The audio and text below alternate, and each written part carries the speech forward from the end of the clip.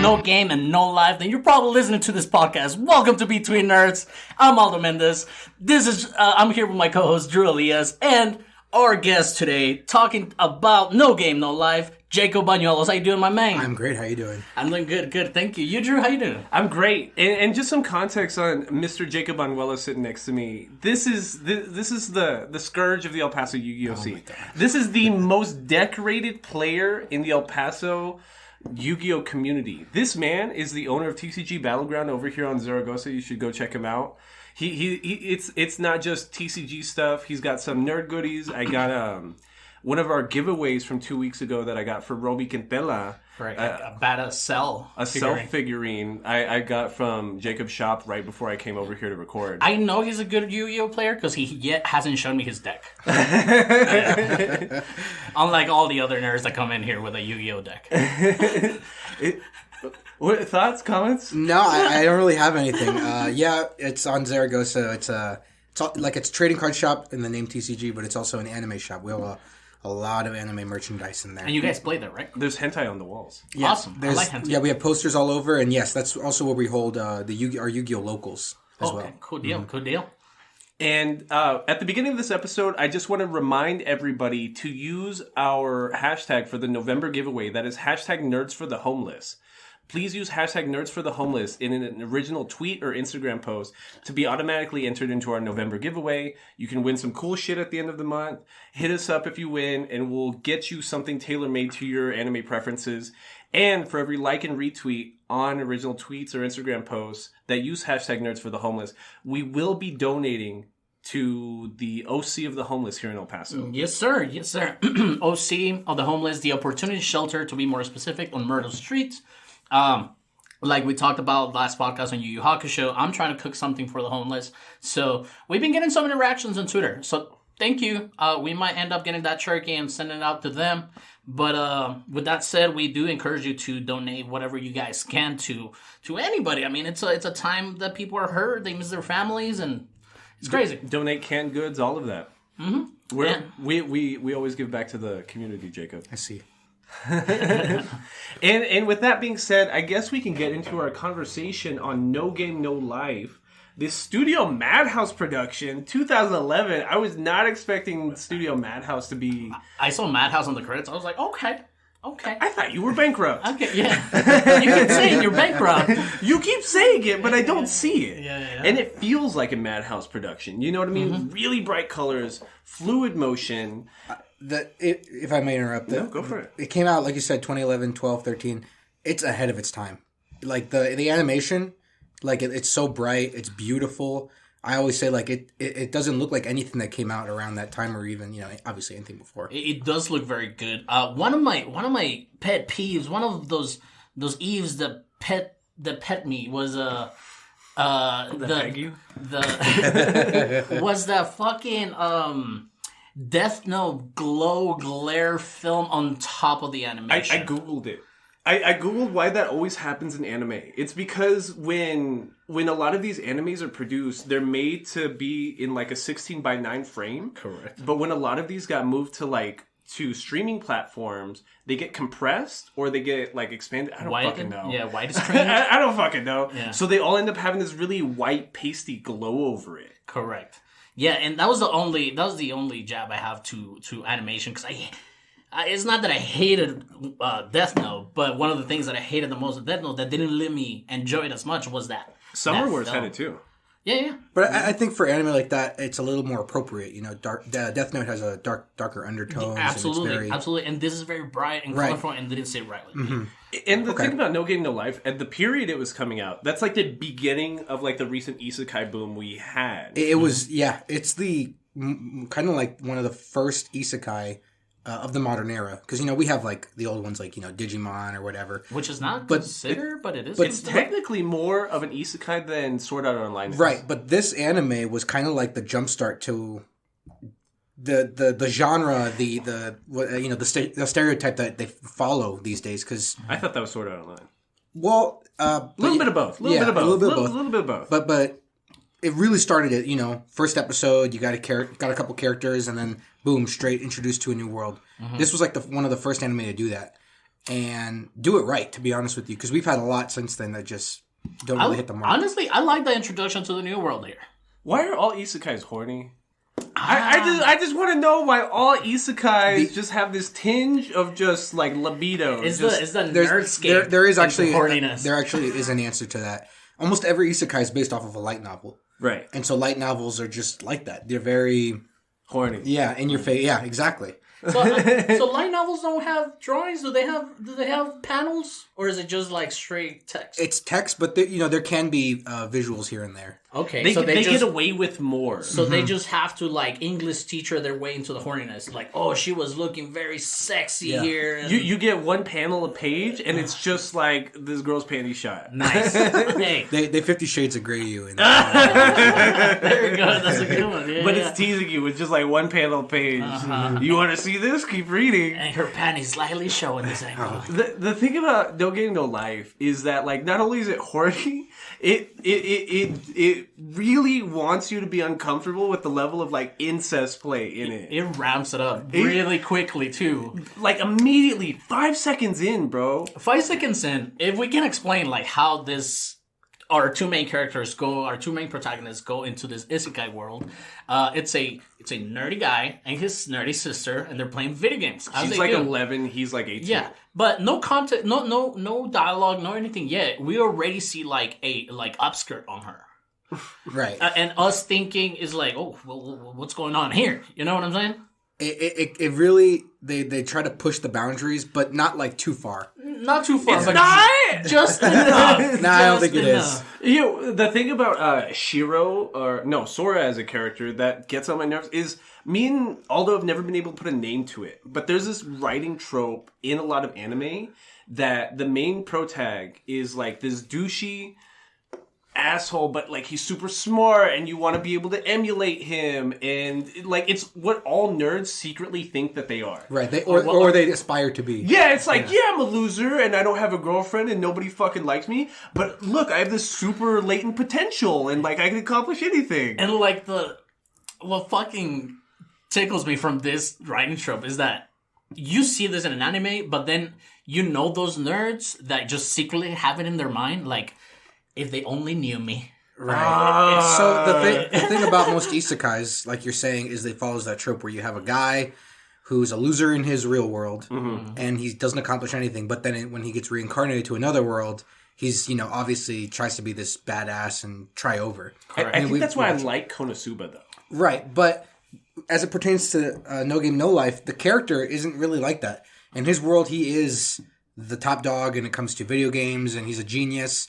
So it just translates better when he gets reincarnated to the other world. And it's cool because there's no murder, there's no killing, there's no... He didn't get hit by a bus while playing a video game. Like, yeah. Right. I guess the first initial episode is them playing another video game, and he's playing like 3 video games at the same time. Yeah, he's playing like 3 characters. She's playing 3 characters. It looks like World of Warcraft or something. It's like a la Sword Art Online. Like they're their own guild of like 6-7 characters, but they're all just playing them amongst them too. Correct. And then Shiro gets, I think she gets tired of it and she starts playing chess with a computer. Right. That's all in episode 1. Correct. Yeah, that's like in the first 5 minutes. She starts like, you know what? I'm bored of this shit. I'm gonna jump into the computer generated chess tournament or whatever.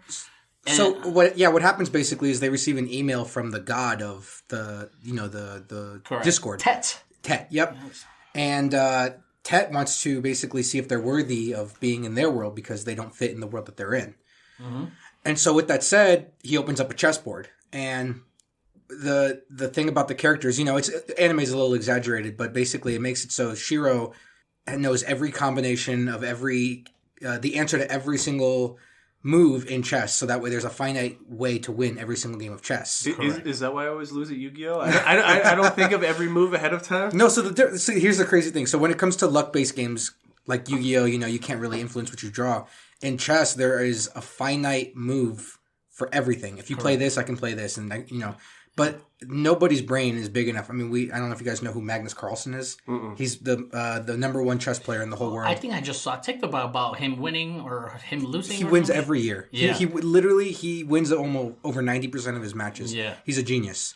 But even him, someone like him, would never be able to do something like that because there's so many different openings and stuff like that. So when Shiro is able to go against God, and we'll talk about this later about in the movie, how God has never, Tet has never lost a match. Correct. He loses, and that's why he deems them worthy to come into Discord world. Correct, because at some point during this chess match, they think they're playing a computer-generated opponent, but then Sora tells her, well, it's not telling her, but it's telling the audience because it's like inner dialogue. Like, okay, Shiro knows her moves, right? But this move that the computer just made was not the best move it could have made. Yeah, so it's something to antagonize for those Shiro. that have played chess.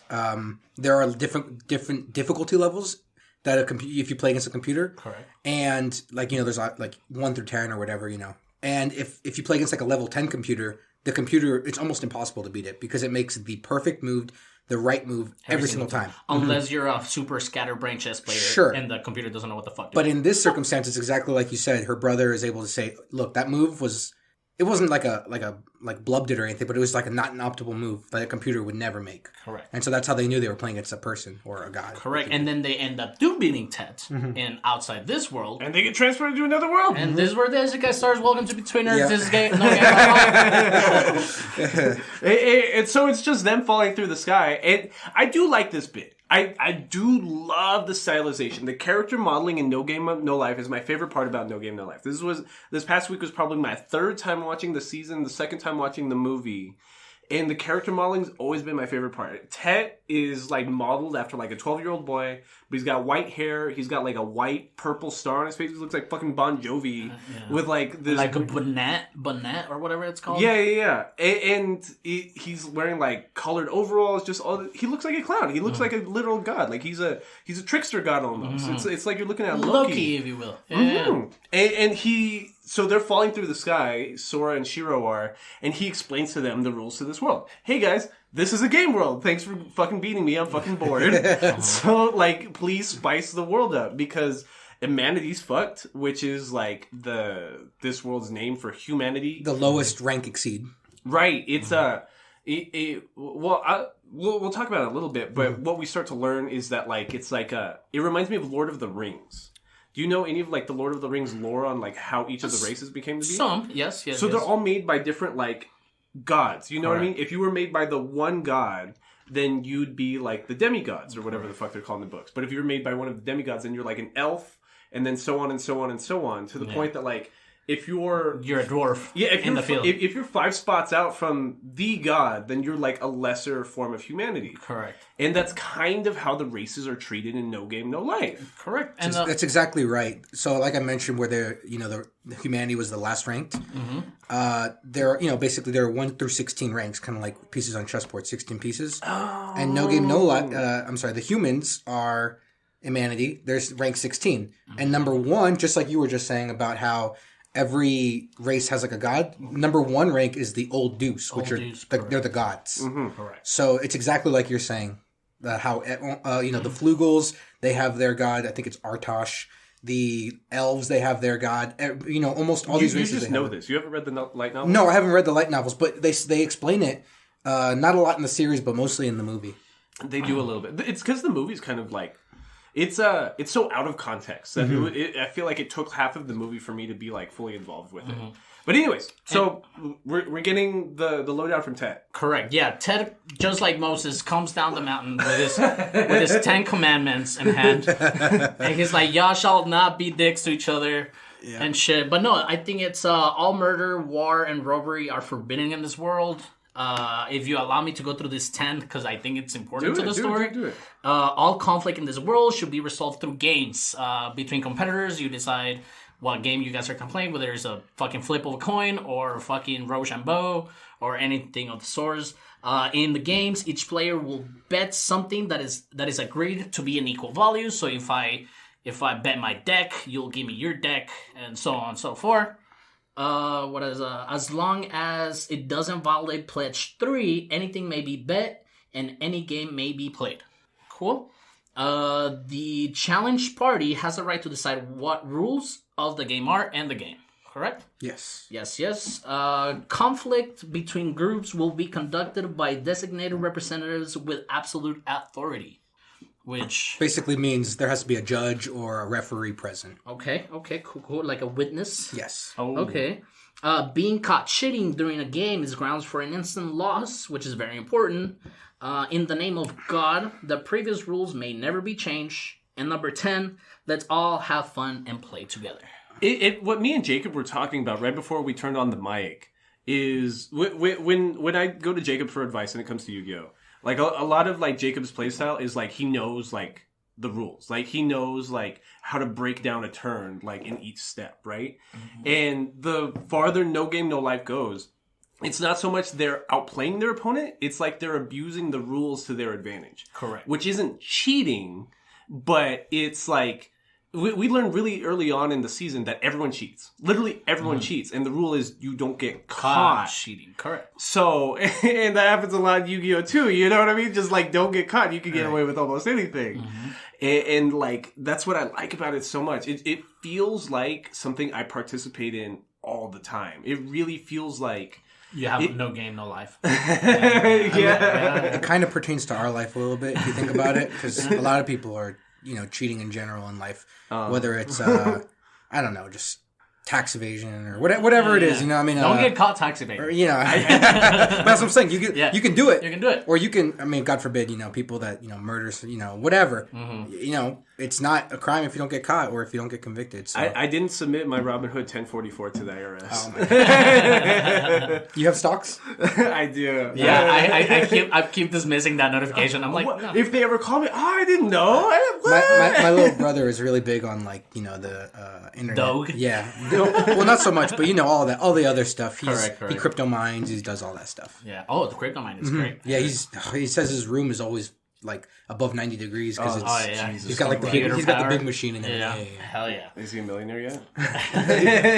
he I think off the crypto mining, he was telling me he makes like $20 a day just doing nothing. He doesn't do anything; just lets it mine and mine and mine. Yeah. Mm-hmm. That's crazy. And run AC and heat. I know. Hell yeah. So they land on the world. For some reason they're unharmed because you can't get harmed in this world really, which is why like part of the rules is you can't attack each other. There's no war or anything like that. Everything is decided through games. And immediately Sora and Shiro are like, okay, let's test this out. So they get jumped, air quotes, jumped. By some thugs. By some thugs. Let's play some cards. You get him and punch you in the face. Yeah. Duel me, pussy. Which is exactly what happens here. So like Sora and Shiro, as like just really smart people, they just like start hustling people out of everything. Yeah, bet us all your worldly possessions over a game of rock, paper, scissors, Rochambeau or whatever. And like Sora just being able to like, he's so smart he can almost read your mind, which becomes like a whole race's like thing later on. It's so easy for them to just like get whatever they need. It's like, oh, we're broke. Okay, we just got a bunch of money because we just like beat up some nerds. And like the game conflicts almost gives you like this like Squid Game back taste on it. Which is so sad that season 1's only 12 episodes. You get like 3 big games, which is so like, it's disappointing. Not disappointing. Maybe that's wrong. It's like I wish there was more. It leaves you wanting more. I think. Well, I don't think. We know that they had issues, which is why they weren't able to continue with the season 2. But what were the issues? I think it was like plagiarism issues. For the art of some characters and their poses and stuff like that.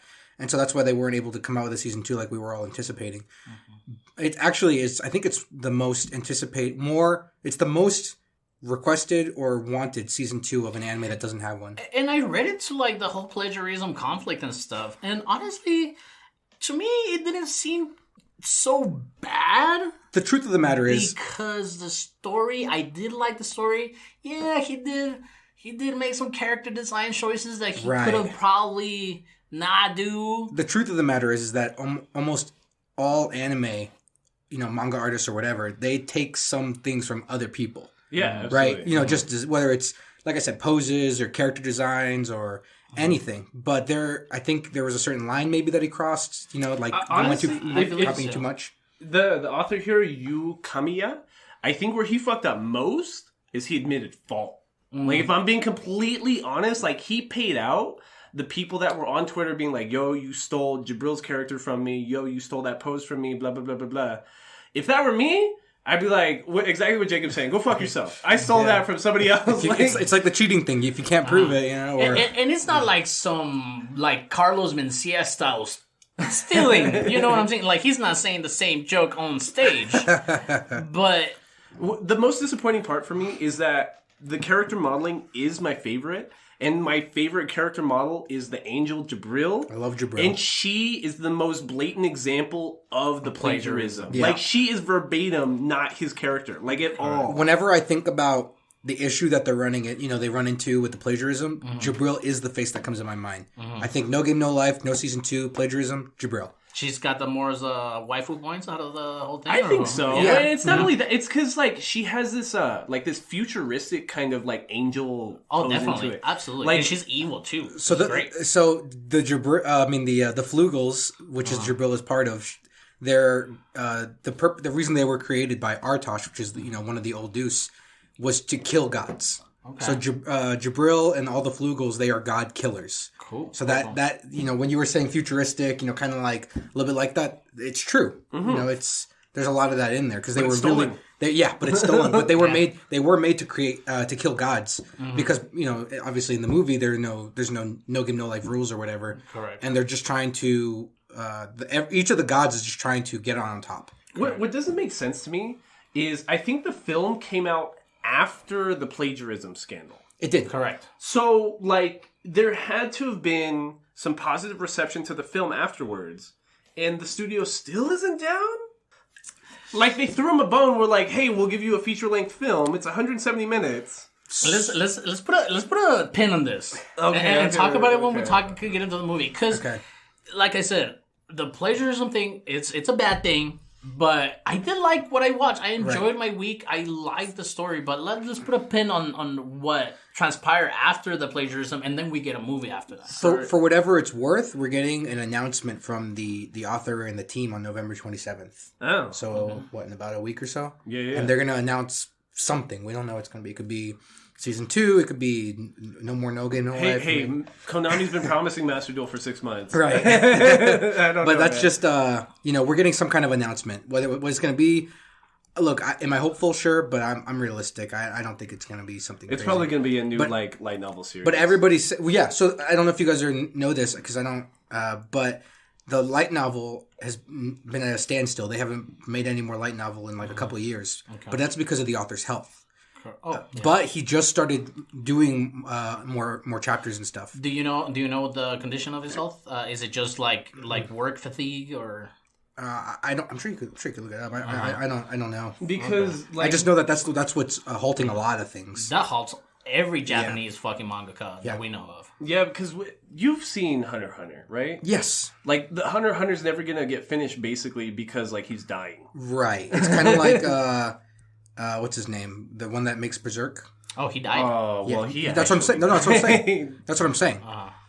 Young too, 40 something. And people were. I remember the outrage of when that was going. Oh my God, he has cancer. Oh God, there you go. Yu Kamiya has cancer, bro. Oh God, what kind of cancer? Bowel cancer, stomach cancer? I have no idea, but he's getting cancer treatment. He married his assistant in 2011. Oh, the same year he got his cancer diagnosis. Oh, great. Good for her.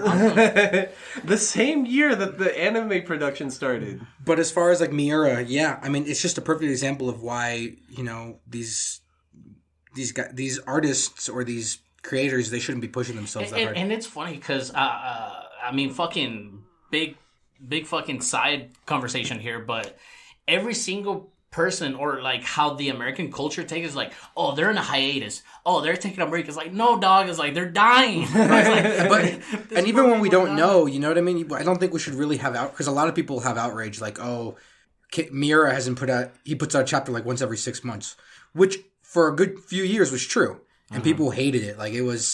It was kind of like Hunter x Hunter, the hiatus x hiatus. You pronounce the X. But, well, just for purposes. But kind of, if you think about it, a little bit worse, because it's okay, this guy is making chapters. He is putting out content. When's it going to be? It was so sporadic. It was nauseating and exhausting. Hey man, if I had a cancer diagnosis, you're not expecting shit from right. me. But like we said, Miura actually died from overworking himself. This man, I don't know if you guys read Berserk or if you've seen it. Yeah. The panels are insane. Oh, absolutely. I mean, it's a work of art. Yeah. It really absolutely. is. He puts so much, and he has he did have his assistants tell him, you don't need to put that much into it. Like, nobody's going to see, like, the little tiny pixel. Like, fuck you. Yeah, and he drove himself into the ground. But getting back on track, Sora and Shiro do make their way into town. Finally, they basically land like in the outskirts of the capital of humanity, and that's where they meet one of my favorite characters, who's Stephanie Dola. I love her. She's probably my favorite, if not Jabril. Yeah, every time she wasn't on screen, oh, where the fuck is Stephanie? Yeah, I love Stephanie. She's like the Kuwabara of this one. I love Definitely. Steph. Yeah. They should have put his voice on her. And she is the granddaughter of the previous king of humanity. Mm-hmm. So, but the king of humanity's dying will was the next leader had to be chosen through a game tournament. Right. Correct. Kind of like a tournament to decide who would be the next king through games. But like immediately though, the person that seems like she's gonna win the tournament, Sora and Shiro notice right away that she's cheating. Self? Was that Sel Shiami? Kurumi. Kurumi-Zel. Kurumi-Zel. Oh, yeah, Kurumi-Zel. Yeah. And like it's again what we were just talking about. Like, if you don't get caught, or if the person I'm not playing against notices I'm cheating and doesn't say anything, then I'm just gonna get away with it. And this is one of the aspects that we like about Konosuba a lot, because what's his name? That guy from Konosuba? Main protagonist, male protagonist. Well, because of his knowledge in Earth about video games, he jumps in, he's like, oh shit, that's a trap. Oh shit, that's a trap. Don't say anything, you're gonna set off a flag. Exactly. You know what I'm saying? So with their knowledge of the outside gaming world, they walk into this bar, fucking Cowboy Bebop style. And they know his name's Kazuma. Kazuma, there you go. And they know what to look out for. Correct. So they're playing fucking blackjack. Oh no, they were playing Texas Hold'em, or like a variant, like Omaha or something. And like, so right away they're like, okay, so somebody's spying on everyone else's cards for her. And right away, like in the corner, there's like, oh, okay, there's this little elf. Mm-hmm. And then that night, Stephanie Dola loses like all her clothes, everything to Kurumi, and she shows up sad as fuck. Naked as fuck. And that's when she got best girl in my heart, was when I saw her like that. With tits? Yeah, just sad and desperate with tits. That's how you like them, Jacob? Hey, you know what? And half naked? And half naked, that's what you need? Please, Jacob, just help me. I'll give you anything. So it starts a strip club. Anything? And this is where they're kind of trying to allude that Sora is not entirely a bad guy. Like, he's an 18-year-old virgin who has this weird fucking obsession with his 11-year-old sister. But he throws Steph a bone because she's like, hey, play me for a game. We can bet anything. Just let me stay in your room if I win. And then he makes like an easy game for her, like a layup kind of a game. So the context of it is she wants to know, because as he was going up to his room, he saw Steph playing Kurumi. And he tells her that girl you're playing against is cheating. Mm-hmm. And then he doesn't give her anything else. He just leaves. So after she loses, like you mentioned, she's lost everything. She goes up to him and she says, tell me how she was cheating. I need to know, you ruined it for me. And that's how they play the game. He says, if you win the game, I'll tell you how she was cheating. And if I win, I get anything I want. And then he says, if it's a draw, because it's going to be rock, paper, scissors, spoiler, you just do me a small favor. Mm-hmm. It's also Sora testing out like how rigid the rules really are. Mm-hmm, like he really wants to see like, if I win, am I really gonna get anything? Right.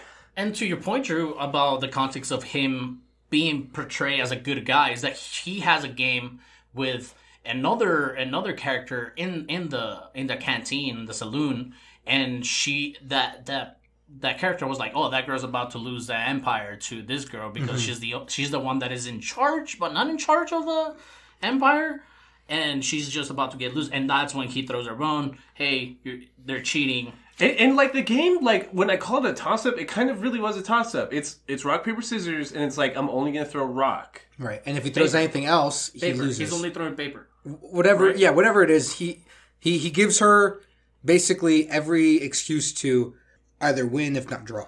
Like, she's gonna fuck up herself. Right. Right. Which is a mind game in and of itself, because then she starts thinking, like, what if he wants me to draw? And, like, what if he's totally not going to throw paper? And then she's, like, running down the probability chart. Like, I do like the graphics. I really like the graphics in No Game, No Life, because it explains the game for you as an audience. And it's like, okay, here's the probability chart. I have a 1 in 3 chance to lose. Like a 2/3 chance to draw, and whatever. And a microscopic chance of really losing, because he has to throw paper, you have to choose scissors in order for him to win. Correct. And she fucks herself up. Right. And you mentioned that he's trying to test the rules of the world. He's, he gets a draw, but he, like you said, he's testing the rules of the world. He uses it to get his small favor, which she assumed was like get more money or get a place to stay or whatever.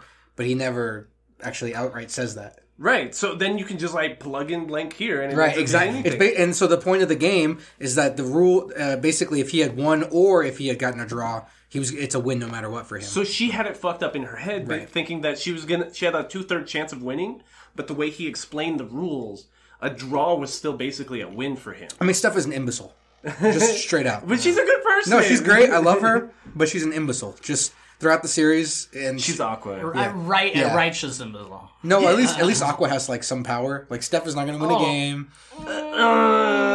Highly debatable. Aqua is like bar trains. Highly debatable.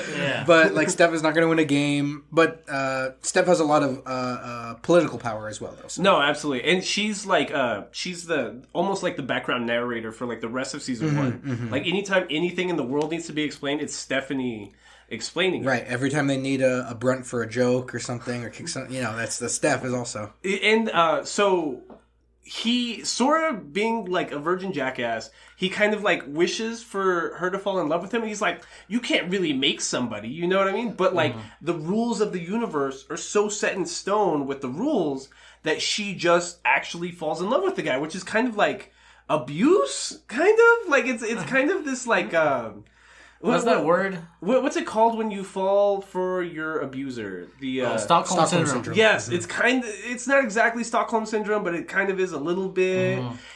But like the silver lining here is what's the sister's name? Shiro is kind of like chastising Sora, being like, "You horny fucking nerd! Like, how dare you make this?" Like you could have just told her to give you everything, but and you would have had the same result. You could have just asked for pussy. Yeah, why did you just like tell her to fall in love with you? It's like pussy with extra steps. Isn't that just life? So like the rest of that night, that's where we get the lowdown from Stephanie about like the different races and everything that we've already been talking about out of context or whatever.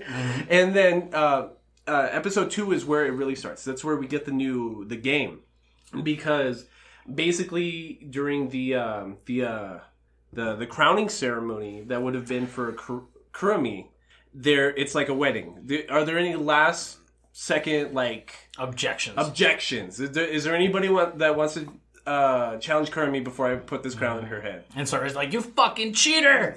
And points out the elf on the balcony with that bitch. Yeah. But I like what they end up playing, because this is still episode 1. I said episode 2, but this is still all in episode 1. Yeah. Where they're playing chess, but with extra steps. I think it might be episode 2. I think it's the beginning of episode 2. And I like I don't like it, but it was weird to see that when he points out the elf and then they unhood the elf, everybody's like, it's racism. "The disgusting elf, get her out of here," blah blah blah. Because the races don't like each other. They don't fuck with each other. They're not a community. Not at all. Yeah. And like that's the thing, is that like this elf lady makes Kurumi this super elaborate chess game, which is like chess, but you get to use your will to control the pieces. Your almost Harry Potter like. Yeah, your charisma, but like your charisma plays factors. If you say it's like an RPG. Yeah, if you say, "Hey pawn, move forward," the pawn could go 2-3 pieces if it wants. Like it doesn't. It follows the rules of chess, but loosely. Very loosely. And they even call it like war or something like that. And the pieces have personalities, so it's like, no, I'm not going to go fight that queen. She's going to kill me. Yeah. So, like you mentioned, there's a part where the enemy queen becomes Sora's queen. Like he takes over her queen. Correct. And then Kurumi tells her knight to kill the queen. And if you know anything about like, old whatever, you're basically asking your knight to kill his beloved former queen. And so then the knight turns also, and it's very cool, actually. It is very cool. I like because if you allow me to starts. Yeah, because if you allow me to explain a little bit more, Sora and Shiro are acting as one player. Mm-hmm. So Blank. because just like how they were in back in real world, it's like, fuck, I can't get through this. Shiro, jump in this, and then she will jump in and blah blah blah and hit it up, right? So Shiro is playing chess because we know she's a very good chess player from the beginning of the episode. But then she gets out of stall because one of her moves does not work because that soldier or that pawn will not just commit suicide because he doesn't want to die.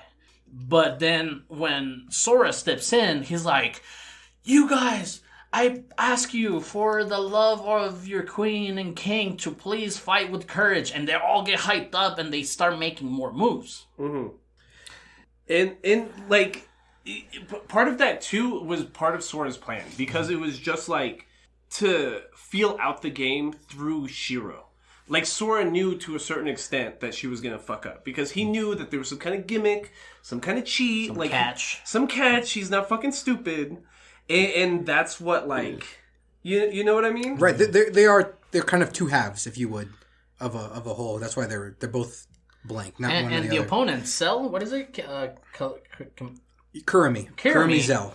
Kirimi, she is still cheating because somehow she's still using elf magic. So, like we mentioned, the point of the game is, it's like chess, but the pieces have a will of their own, and they go off of what their leader, they go off their leader. It's like you're a leader.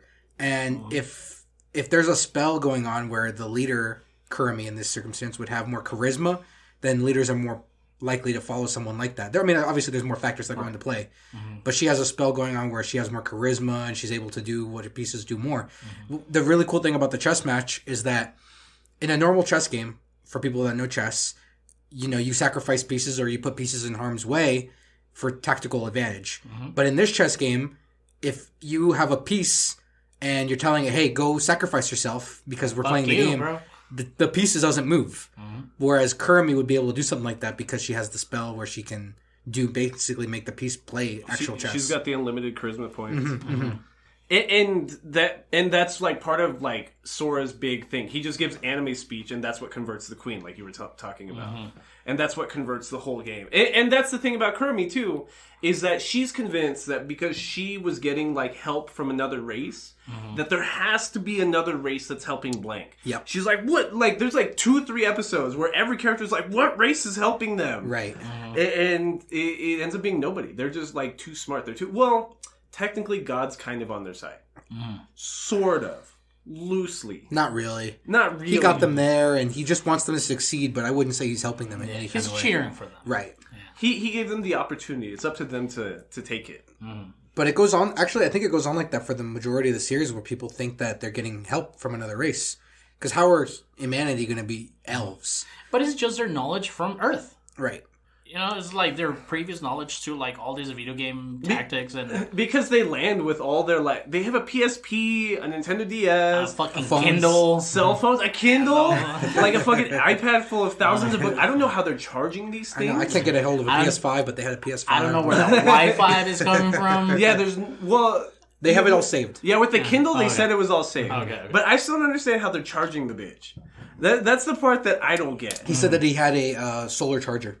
Shut the fuck up. He says it in the first episode. That breaks it. That breaks it up. They wrote it away. Oh my god, I can't believe I missed it. I'm watching 12 episodes like this shit doesn't make sense. Why is he playing? Because like you'll see Shiro like practicing chess on her fucking PSP. I'm like, how is that bitch still DSP? DSP. They call it DSP. Hey, look, they plagiarism, but not that bad, right? So like Shiro and Sora become king and queen, or they share. No, technically Shiro is the queen. With Sora taking the responsibilities? So there's supposed to be one ruler. Right. Right. But Blank, which is their pseudonym, is both of them. So as they're trying to crown a king or a queen, they have like basically a dispute. And so they decide to resolve their dispute through a game, Sora versus Shiro. But their game lasts like 48 hours, 72 hours, something ridiculous. They're all dying. And there's no more. Remember that you mentioned the 4th or 5th rule or 6th rule, which is there has to be an overseer. And then they were like, well, we're both overseeing it, so we're just going to call it that we both win. Or well, part of the logic too is the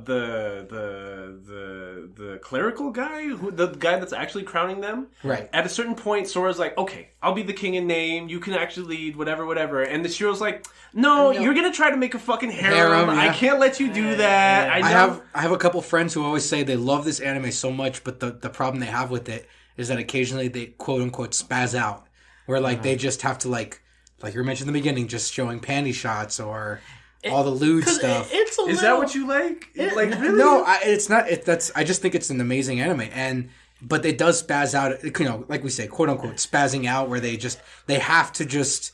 They can't have a serious moment. It has to like. It's because it's a little problematic with the relationship with the sister, because there's in every episode like a piece of dialogue they'll be like, "But you're my brother and I love you," or "You're my sister and I love you," and I'm like, okay, dude, like. And that gets me into one of the most problematic scenes. Well, it's seen in a little bit because like we get a couple episodes where they're being king and queen, like they're doing the due diligence. They're getting all the nobles out of the way. They're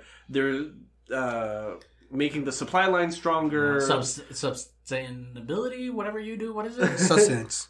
Yeah, with the farming, they talk. Yeah, they're doing sustenance farming. Yeah, sustenance farming. They're trying to overthrow the nobility because they're like problematic. Because they were like, hey, you can't tell us what to do. We have so and so rights, right? But then they just play them against nobles. the game. We're nobles, so to say, and they just play them out of it. Yeah, they just play it because, like, that's the thing. They understand how the rules work now, and it's like, I can name anything at the beginning of the game, and if I win, like, that's just it. Mm-hmm. After this, you're just no longer a noble, and you have to give up everything. And what becomes one of the biggest issues is that humanity has given up all of its knowledge, because their biggest library was lost in a game from Stephanie's grandpa to Jabril. What eventually becomes one of the main characters, Jabril. Yeah, Flugels, or the Flugel. Yeah, Flugel, which is wings in German. It's almost like an angel. They call them angels of death. Mm-hmm. If you would. I was reading on it. I was like, where are all these fucking German things that are popping out here? Oh yeah, in the movie especially, there's so many German names. Like the Schweitzer and the. Have you seen Tanya the Evil? I have seen a little bit of it. But I've heard it's real. I've heard nothing but great things about it. It's excellent. But like the movie reminded me a lot of Tanya the Evil. Yeah, because I looked it up. Flugel means wings in German, apparently. So okay. And like Jabril, my favorite character, like this pink-haired chick with, and like it's so like Have you ever played The World Ends With You, the Square Enix title that was originally for like the DS? I feel like I have, but it's recently an anime adaptation. Yeah, remind me. It's just about like this guy's in Shibuya, and then all of a sudden he's transported to another world. He has to fight with buttons. Wait, did you just say transported to another world? Yeah, exactly. But it's like the same world, but like in an alternate reality where there's like fucking monsters and stuff. Okay. Isekai, if you will. But like what I'm talking about is the character modeling. I think it is an isekai. Reminds me so much of that Shibuya like early 2000s like art style like character modeling. Because she's got like her wings, but then she's wearing like one striped sleeve, and then she's wearing like bandana over her leg with like shorts, and then she's wearing like hunting boots. Though it's a 2003 scene girl. A tilted halo like a la Vanilla Ice, you know. But their game is my favorite game in the whole anime. It's what do they call it? Jabril has like a device that. A reality game. Yeah, it changes the reality around them. And the game is, you can name anything. Anything. Oh, word chain. Word chain. Yeah. You can name anything. And if it's already exists in this world, then it's gone. If it doesn't exist in this world, then it's going to like... Reappear there. So... But it's all self-contained. Like, you can't destroy the library. Right. If you die in the world... It's just if you die in the game, it's just dying in the game, and then the game's over. Yeah, and it's like a simulation. Yeah, and one of the main deterrents for Jiro and Sora is that they need to sleep, they need to eat, they're not immortal. They're humans, yeah, like Jiro. So Jiro can just keep going and going and going and going. But the first, I want to say, day of this game, but they don't expand on how long this game went. They make it sound like it's like 24 hours. Yeah, like the first 12 hours of this game is just getting fucking Stephanie naked. Well, the very first thing Sora does is he's trying to see if he can talk about things from his own world. So right away he's like, atomic bomb. Atomic bomb appears. And Jabril has to use her spirit circuits that are coming in. She uses a generic, powerful defensive spell because she has no idea what an atomic bomb is. And Sora's basically gauging how much she can. First of all, how much of his world translates and how much she knows about atomic theory, things quantum like that. Physics. Right, anything like that. Yeah. Like, and that's part of the thing that you can, like, sort of nitpick on is that, like, they've established that, like, the rules of physics don't always apply in this world, but a lot of it, when Sora says it in this game, does apply. So, like you were saying, Aldo, a lot of it's just like getting Stephanie naked. So a T-Rex appears and eats Stephanie, and a T-Rex appears and just eats Steph. Or like there's like a whole like 10-minute scene about like trying to get Stephanie naked, and that's the beach scene. The beach scene, and that's like the bonding part between Jabril and Sora. It's beach just, like, episode. Yeah. It's just like bikini. Stephanie's in a bikini. No, you fucked up, Jabril. Now she's still got panties over her bikini. Like, what are you talking about? Yeah. But like that whole thing, all this perverted piece in the middle is just a gimmick to really strip away like the lithosphere, the mantle, gravity, the mantle to kill Stephanie. Because Jabril, excuse me. Because if Jabril has like her super angel powers and can use the spirit circuits to do these generic spells like she did with the atomic bomb, the first thing he got away with was the spirit circuits. No more spells. The rest of this, like, we're really just playing the game. Yeah. And then it just keeps going and going. He gets rid of the Earth's mantle, gets rid of the atmosphere, the lithosphere, the just everything air all the way pressure, all the way down until basically it's just the Earth's core. Where if you fall into the Earth's core, obviously, you know. And this is where the problematic scene is he wishes away air. Jabril wishes for oxygen. No, other way around. Oh, well, okay. So he gets rid of like, you know, like you said, what's the chemical term for what we breathe? Respiratory? No, like the O2? Oh no, that's is it hydrogen? Hydrogen and oxygen. I think he got rid of the water. Nitrogen in the air, which is like 30% of the atmosphere or something. Right. Correct. Oh, it was nitrogen at first. Right. And that fucked up the pressure of the air when it hits your lungs. And it makes it so it's impossible to breathe. And then Jabril goes, all right, I'll just put back the air. So she goes, air. And so what it did was it gave you all the nitrogen chemicals that weren't there, and it took away like the hydrogen and everything like that. So the oxygen. The oxygen, I'm sorry, excuse me. And it was still unbreathable. And so that just goes to show that his testing in the beginning of her not knowing atomic theory played out in his favor at the end. Well, and that was his bet, too. It's just like, I have this Kindle, this iPad full of thousands of books from another world. And Jabril's like, bullshit. I've read every book ever. and that's like the scene that you see gift all the time of her just drooling over this iPad, just like, what the fuck is this? There's more knowledge out there. Yeah. Right. I can't read this English. But Japanese. Sorry. One of the rules, like you said, you know, you have to wager something that's equal value. And so in the beginning, he wagers all this knowledge that she doesn't have, which is like over 80,000 books. And to her, that much knowledge is more important than her library, than her life. So that's what she bets. Even though he doesn't really ask for it, that's what she bets, because she sees it as equal value. Correct. And that's what it's like. This is where the problematic scene happens with the air thing. So Sora's big plan to get away from there being no oxygen in this nitrogen pumped air that Jabril just wished for is he's going to perform circular breathing with his 11-year-old sister while they're free floating in space. I gotta say something.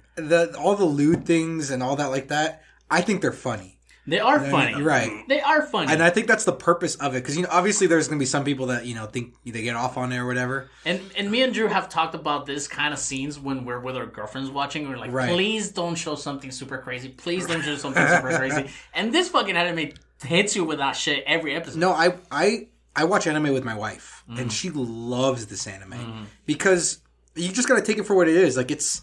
Exactly. If there are anime that go out of their way to do like all the fan service and lewd stuff, but they do it for that purpose of like trying to turn on the person that's watching.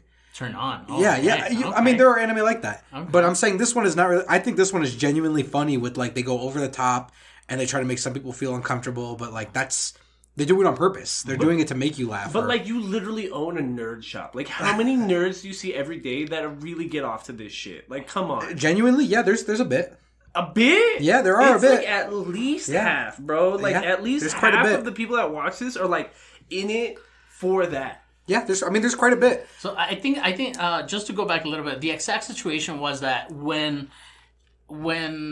they got rid of the air or oxygen or vice versa, and then Jibril wished for air back, it only brought oxygen molecules. The molecules, yeah. Which, if you are familiar with, what you breathe in every day is like 15% oxygen. Mm-hmm. You know? So if you were to breathe 100% oxygen all the time, it will be poisonous to you. Yes. So what you're talking about, Drew, they do circular breathing or conventional... they call it circular breathing. Circular breathing, in which Sora and Shiro are taking a small amount of oxygen between breaths as their mouths are together, kissing, quote unquote, and they are able to digest enough, or just the right amount of oxygen between each other. And that's part of it too, is like Jibril tries to speak without like there actually being enough air to get like sound waves going. Yes. And that doesn't work. So she's going like into the Earth's core, which is hot, so she's gonna lose the game because first one to die loses. Mm-hmm. And that was like the end of it. It's like a whole episode. Well, then not quite. happened? So then she shows that she is still a superior being to humanity, being the 6th ranked So like exceed. sign language. And shit. she signs like with magic, right. a word that can word chain off of the word that they chose. But with Sora's, how would you say, where you see like in the kind of like in the future perception, his perception, he had already had a word written down on his piece of paper to assume that she was going to say that word, and ultimately they won the game. Egotistic or egocentric. Egocentric. I think it was egocentric. Yeah, you might be right. Yeah, so she cannot be egocentric anymore. Yeah. So now she's a nice person. So now she's a nice person. But the point of it is that he knew what she was going to do. Right. That's kind of like because he knew that. He knew that. No. She chose egocentric. He chose Callum's force, which is like the force that holds all of everything together. Yeah, it's a subsect of gravity that only applies to like at the atomic level. Though. Yes, but it's basically the force that holds atoms together. Okay. So once he said that, it just removed Callum's force because it obviously didn't exist already. He removed it from the existence, and then that's what killed everyone because she wasn't able to respond. And Stephanie died as soon as like they wished away like their wristbands. Hey, look, you leave Steph alone. But that was the joke. Like she comes back after the game's over. She's like, "Did you assholes kill me?" She's like, "I died, didn't I?" Yes, Stephanie, but you helped us win. Yep. Thanks. It's so like now we have Jibril, who's like OP as fuck, and like you see that even more in the movie, and that's all that ends on like episode 6. So you're mentioning the movie. My wife has like a love-hate with Jibril. Because like Jibril's great, in the series, but like Shuvi is a great character. And I hate that she's a lolly.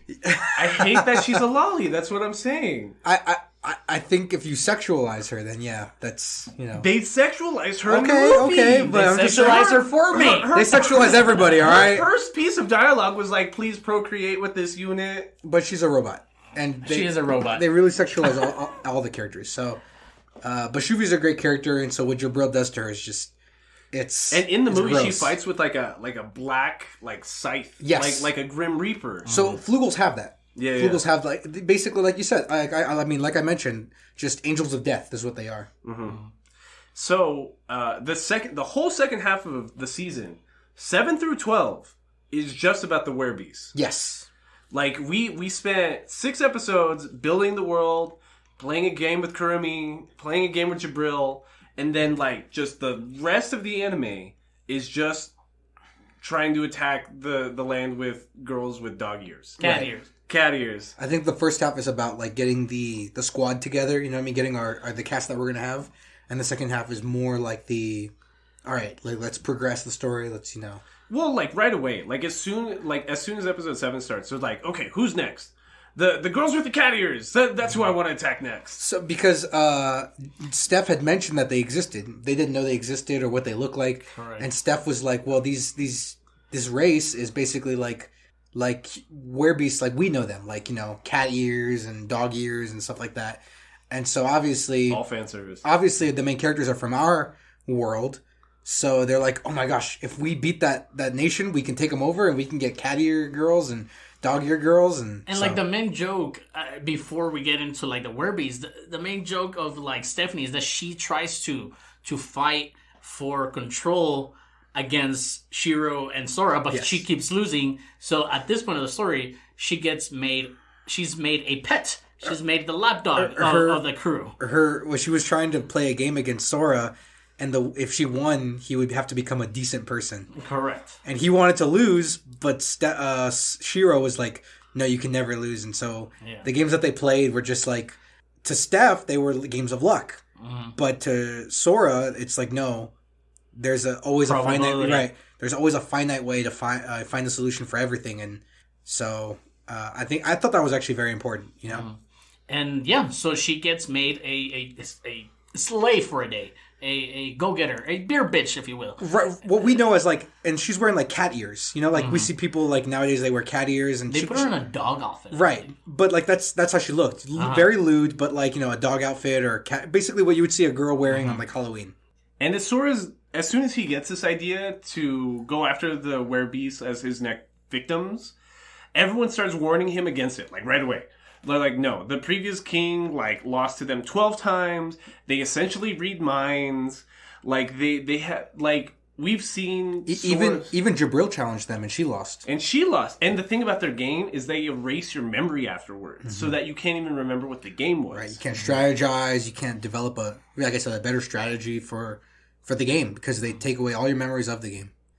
And it's scary because what they're alluding to with their hypersenses is that they have foresight, kind of mind reading. Mind reading is what they call it, which is just really enhanced foresight, which is exactly what you guys were just describing when it came to Sora, and when it came to the foresight he needed to win against Jabril. So we get one of the most confusing episodes to me. There's an episode where Sora just disappears for an episode. So that's after they meet up with the Warbeasts. Okay. Right, that's the episode after. Basically, he meets up with the... He disappears because he's playing... Okay, so they needed to... They were strategizing to beat the Warbeasts. Mm-hmm. And they came to the conclusion that they needed outside help. Mm-hmm. They don't say this in any of the episodes until probably after they explain it all. But he says that he needs help. So that's when the other baby girl comes in, right? Kurumi, yeah. And he gets help from... He says we need probably help from an elf to oversee it and make sure that there's no cheating going on, blah, blah, blah. Which is why Kurumi's involved now. Yes, which is why Kurumi gets involved, but we don't... The entire episode where he's disappeared, basically, until the end... he's disappeared and everybody's forgotten Sora's existence. Oh, that was the game against Kurumi. Yes, correct. It was Kurumi versus Sora. Well, Kurumi and the elf versus Sora and Shiro. Right. And so Sora's losing... I forget what the game's called. It's where you have black pieces, white pieces, and you flip them over when you create a line. Correct. Yeah, I can't remember what the game is, but he was very Steins Gate. It's Go, no? Right, but he's... Oh, yeah, it was. But he's losing on purpose so that way she can get all of his memories. Mm-hmm. Because obviously she doesn't trust him, as you guys mentioned already. Everybody thinks, including her, that they're getting outside help, whether it be from wherever, elves or... Spiritual magic. Wherever. They're getting outside help from another race. And so what he needed to do was get her... He needed to basically keep losing the game so that way he could get her to see inside his thoughts. Her is in Kurumi. Kurumi, yes. Her is in Kurumi, correct. So that's kind of where the whole episode is, where he's disappeared. Everybody's forgotten his existence because he's lost the game so much. He's so far into losing the game, losing so bad, that not only has Kurumi taken all of his memories, she's taking his existence and everything. Because that was the bet. Was right. you will learn everything I know. But it was kind. It reminded me kind of the rock paper scissors one with Steph, because it's even if he lost, he kind of got what he wanted. No, because if he loses, his existence is gone. Oh, okay. Right. So they had their bet in this game was betting each other's existence. Correct. And so in losing your pieces, you're losing more and more of your existence. So nobody in the outside of the game was able to remember Sora. Right. Only Shiro. And even then, vaguely. Vaguely. Mm-hmm. Yes. Because she just kind of wakes up one day and she's like, "Where the fuck is my brother?" And Jabril and Steph are like, just like, "What brother?" Right. He's like, "You're my master." Yeah. Like, You're my master. Who's your master, Jabril? You're the best. You beat me in a game all by yourself. But this comes into again where blank is both of them. Remember, so Shiro's losing the chess game. Sora steps in. Sora's losing this game. I mean, what did I say that right the first time? Yeah, you got Yeah, it. and then Sora's losing this game, and then Shiro steps in, and basically she wins the game for Sora in order to regain his existence, regain his memories, regain everything. And then, in order to, at the end of the game, Sora gets whatever he wants, and he chooses to basically, so to speak, revive Kurumi, and then she keeps all the memories that she had of Sora. Correct. And this was just so that he could get her in a bath with Jabril, No, Steph, no, and his no. sister. Yes. I mean, Which is something we haven't look, talked about. At the I think- end of every game, there's a bath scene. I think that's the ulterior motive, but the main thing is that she knows that he's not getting help from any other race. He's not cheating. I mean, cheating, I guess, but he's not like a bad person, so to Correct. speak. That's the most important thing. Yeah, he wanted to bring her into the crew, fucking Right. Straw Hat style. Yeah, there you go. And we learn about the relationship between Feel, the elf, The elf, yep, feel. Feel, and Kurumi. and Kurumi. Mm-hmm. Because, like, originally, like in episode 1, episode 2, we thought that the elf was helping Kurumi, that Feel was helping Kurumi. When really, Feel is kind of Kurumi's, like, owner? So we no, the other way around. So Feel is Kurumi's owner, but we learn that Kurumi is not as bad of a person as we think her to be, because what she wants is she's getting help from a elf, yes, in order to, ultimately in the beginning it was to gain, become the king of the nation. But we learn that Feel actually loves Kurumi and she hates elves and she wants to do anything she can for But she's Kurumi. also, like, elf royalty. Yes, she is. She's on, like, the council of the Yes. elves and stuff like that. And this is where one of the funny moments in the anime comes where, like, wait, because they're explaining everything, and then Steph goes, wait, isn't that mean that, like, everything you're doing, Feel, is, like, actually treason? And that you could, like, get and, like, be killed for it? And everyone's shocked, and she goes, I know, isn't it crazy? And everyone goes, yeah, crazy that you were able to keep up with all that, and, like, you were able to figure that out. Well, it's also the subtext here is that Feel is like totally in love with Kurumi. Yes. Like they like, and let's be honest, like they're in a relationship. Correct. Which is like even funnier when Sora tries to lewd over Kurumi. Because she has small tits. Right. So then, like, to help her, Feel uses her elf magic to give her like a fake body, but then right away. I think it was Jabril that noticed. No. It was Shiro. It was Sora. It was Sora. Yeah, Sora noticed right away. And he's just like, no, I knew you were. I have all your memories. Remember, bitch? I know you don't got a chest like that. Like, you wear a padded bra. And all of this is very important to the story. All of this is very important. I'm not quite sure how, but I know it is. All this context helps. It's very important to me. It's lore. Their soap dispenser has tentacles. Also, it's also very. Bro. It matters. All right, it's very important to the story. Bro, Jabril just being horny as fuck. He's like, why don't you use my soap, my shampoo bottle? And the shampoo bottle is just like It's haunted Yeah. angel soap that you gotta jerk off. And Shiro's like, I'll use it, but you have to be over there and just watch. Bro. Funny shit. Yeah. Funny, awesome shit. Like I said, I think it's so funny. Like the moment I'm like, where's this going? And then shit like that pops out. I'm like, oh, okay, this is where it's going. It's because like I'm judging, like I'm laughing, but I'm judging myself the whole time. I'm like, why the fuck am I watching this? Like it's just like it's literally like this 18-year-old virgin on the other side of a partition being like, ooh, there's naked girls back there. I'm gonna bring out my iPhone and try to take pictures. Oh no, there's too much steam. What am I gonna do? So you're right. So to even go after the war beast, we need the squad. Yes. And now we have everybody now. Like, we have Kurumi, the elves, Jabril, Steph. Everybody's on the same page. Mm-hmm. So, word gets out that Shiro Blank. and Sora, Blank, are challenging the humanity... the Eastern Federation. But not it's a piece. It's a... Right, race piece. A race piece. So, explain the race piece to me. Just basically, so if you're the ruler of a race, you have what's called a race piece. Everybody has one. Correct. And so, what your race piece is, it basically dictates your existence. I mean, if you don't have your race piece, you're no more than cattle. Correct. You're no more than an animal. And so what Sora is doing is he's betting his race piece for land, the Eastern Federation's land. And if he wins, he gets the land. If he loses, then basically humanity or humans are no longer Considered a race. Yeah, they're no longer one of the 16. Mind you, they are number 16, but they no longer hold a chair in the race. Yeah, in the race, so to speak. Like, did you ever play the Dark Souls series? Mm-hmm. Do you remember the first piece of animation that's like the backstory? Yes. Where it's just like the soot, the shadows, like they're not even people yet, found a flame and they became humanity? Right. It'd be like that, but the opposite. I'd say even lower. Yeah. We're talking like humans become equal to Animals. Cats, dogs, cows. I mean, they're literally not even sitting at the table. Yeah. And yeah, so the populace is rightly fucking pissed. They're like, Right. You were gonna bet everything, like not our land, not even things that we can physically even possess. worse than being animals is that they're also owned by the animal kingdom. Correct. Like the race piece is given up to them. Mm-hmm. So not only are they, because animals are typically pretty free. No, they're just basically slaves to the werebeasts. Mm-hmm. Correct. And not only that, they can't formulate a game plan going into it because nobody knows what the fucking game was, except for Stephanie's grandpa left like a note. The former king, yeah. Which was kind of vague. Okay, but so porn stash? Okay, so he left a book. So people that inside of his porn stash. People that play the game, their memory is wiped of the game. Right. But because the werebeast saw the humanity is so feeble and so weak, they said when you lose the game, you can keep your memories of the game, but you can't speak the game to anybody so long as you live. Mm.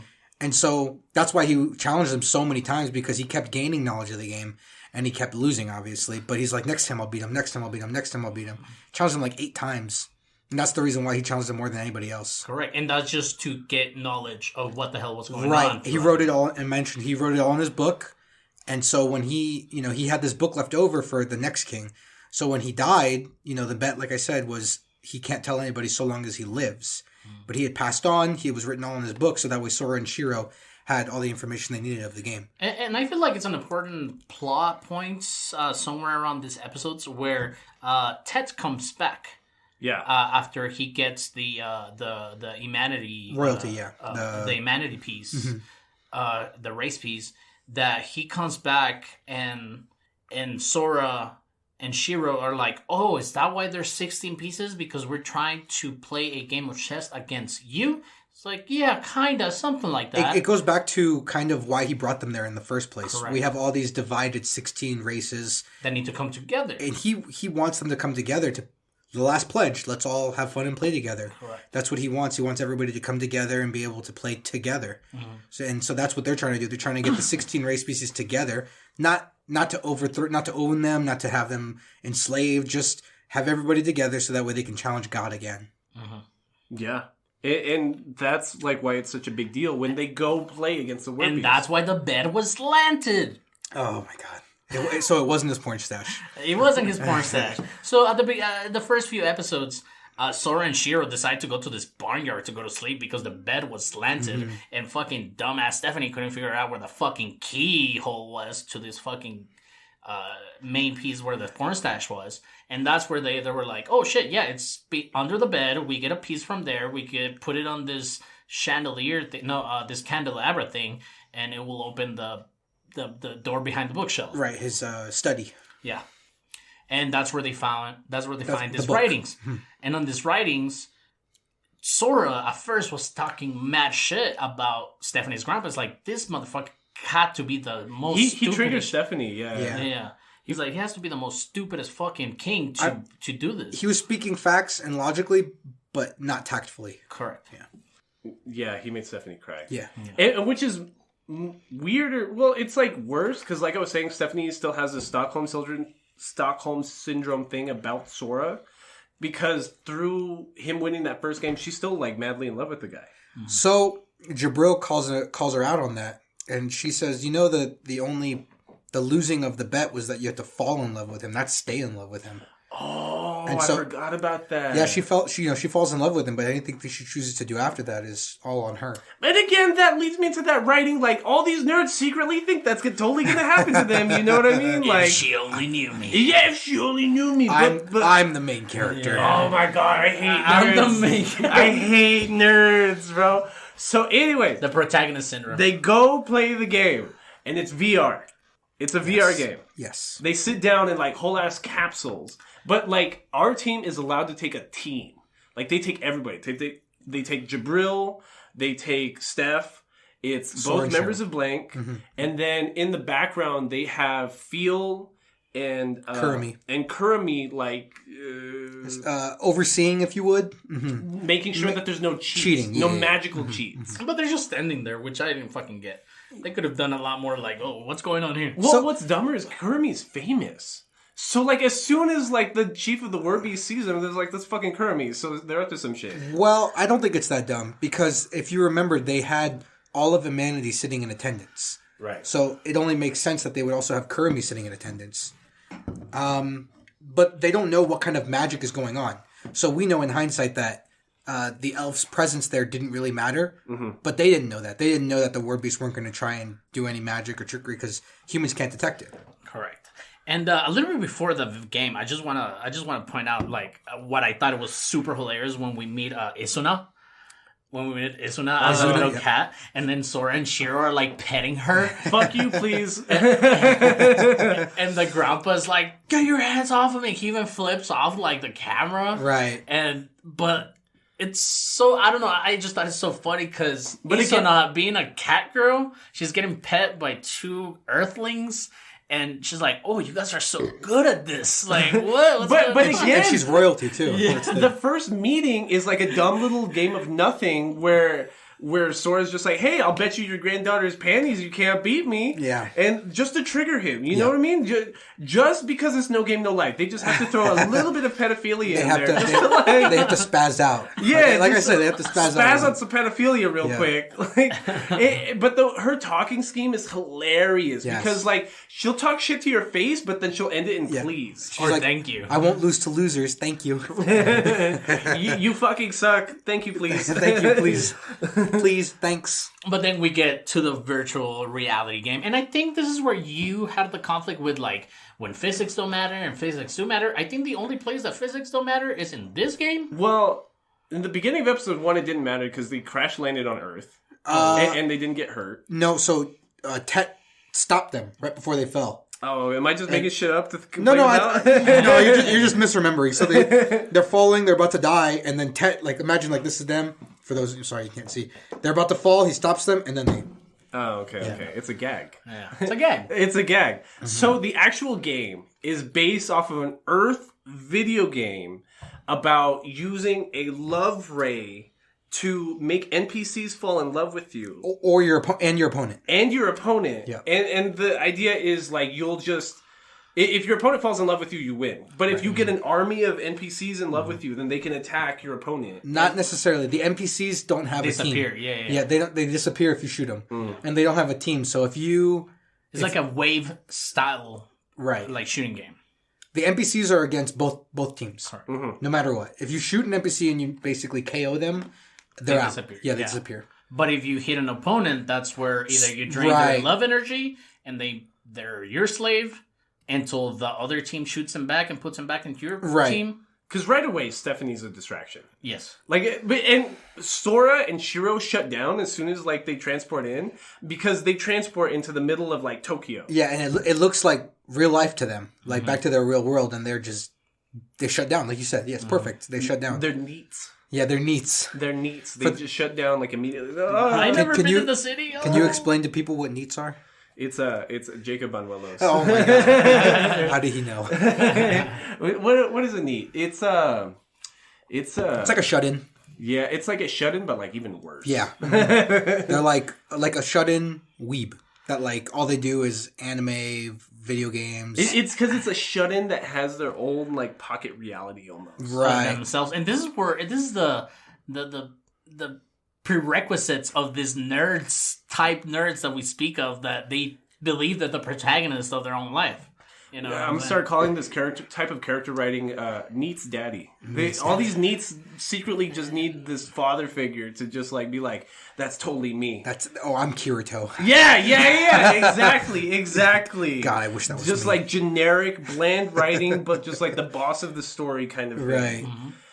And right away, like, what's her name? The princess of the Werbeast? Izuna is just like, she's OP as fuck. Like, she's whole ass doing flips, and like, she's good at the game. Like, she practices at this. Like, that's the reason why they designate her to be the representative for the Eastern Federation, is because she has the training, and they make sure that she's never going to lose, because she's never lost. We never even see the chief empress chick of the Werbeast. Not until the end. Not until the end. Right. Yeah. The very end. And right before they jump into this VR Tokyo place, Sora kind of like elbow nudges like Izuna. It's like, hey, lighten up. It's like, when was the last time you had fun? It's like, chill. It's like, let's play this game. It's the 10th commandment. Come on. Yeah. Let's have fun. Yeah. But like I was saying about like immediately as soon as they land, Stephanie starts fucking up. Like she just really starts fucking up. Like the NPCs will like crowd you and steal your love energy. Yes. And drain you, which is like your power source in this game. And Stephanie's just like, oh my god, why do all these NPCs want to hug me? What is going on? And of course, like they have to lewd Steph, so she just starts getting groped right away by the NPCs. Big old titty grabs. Look, yeah. It's necessary, all right? It keeps me involved. And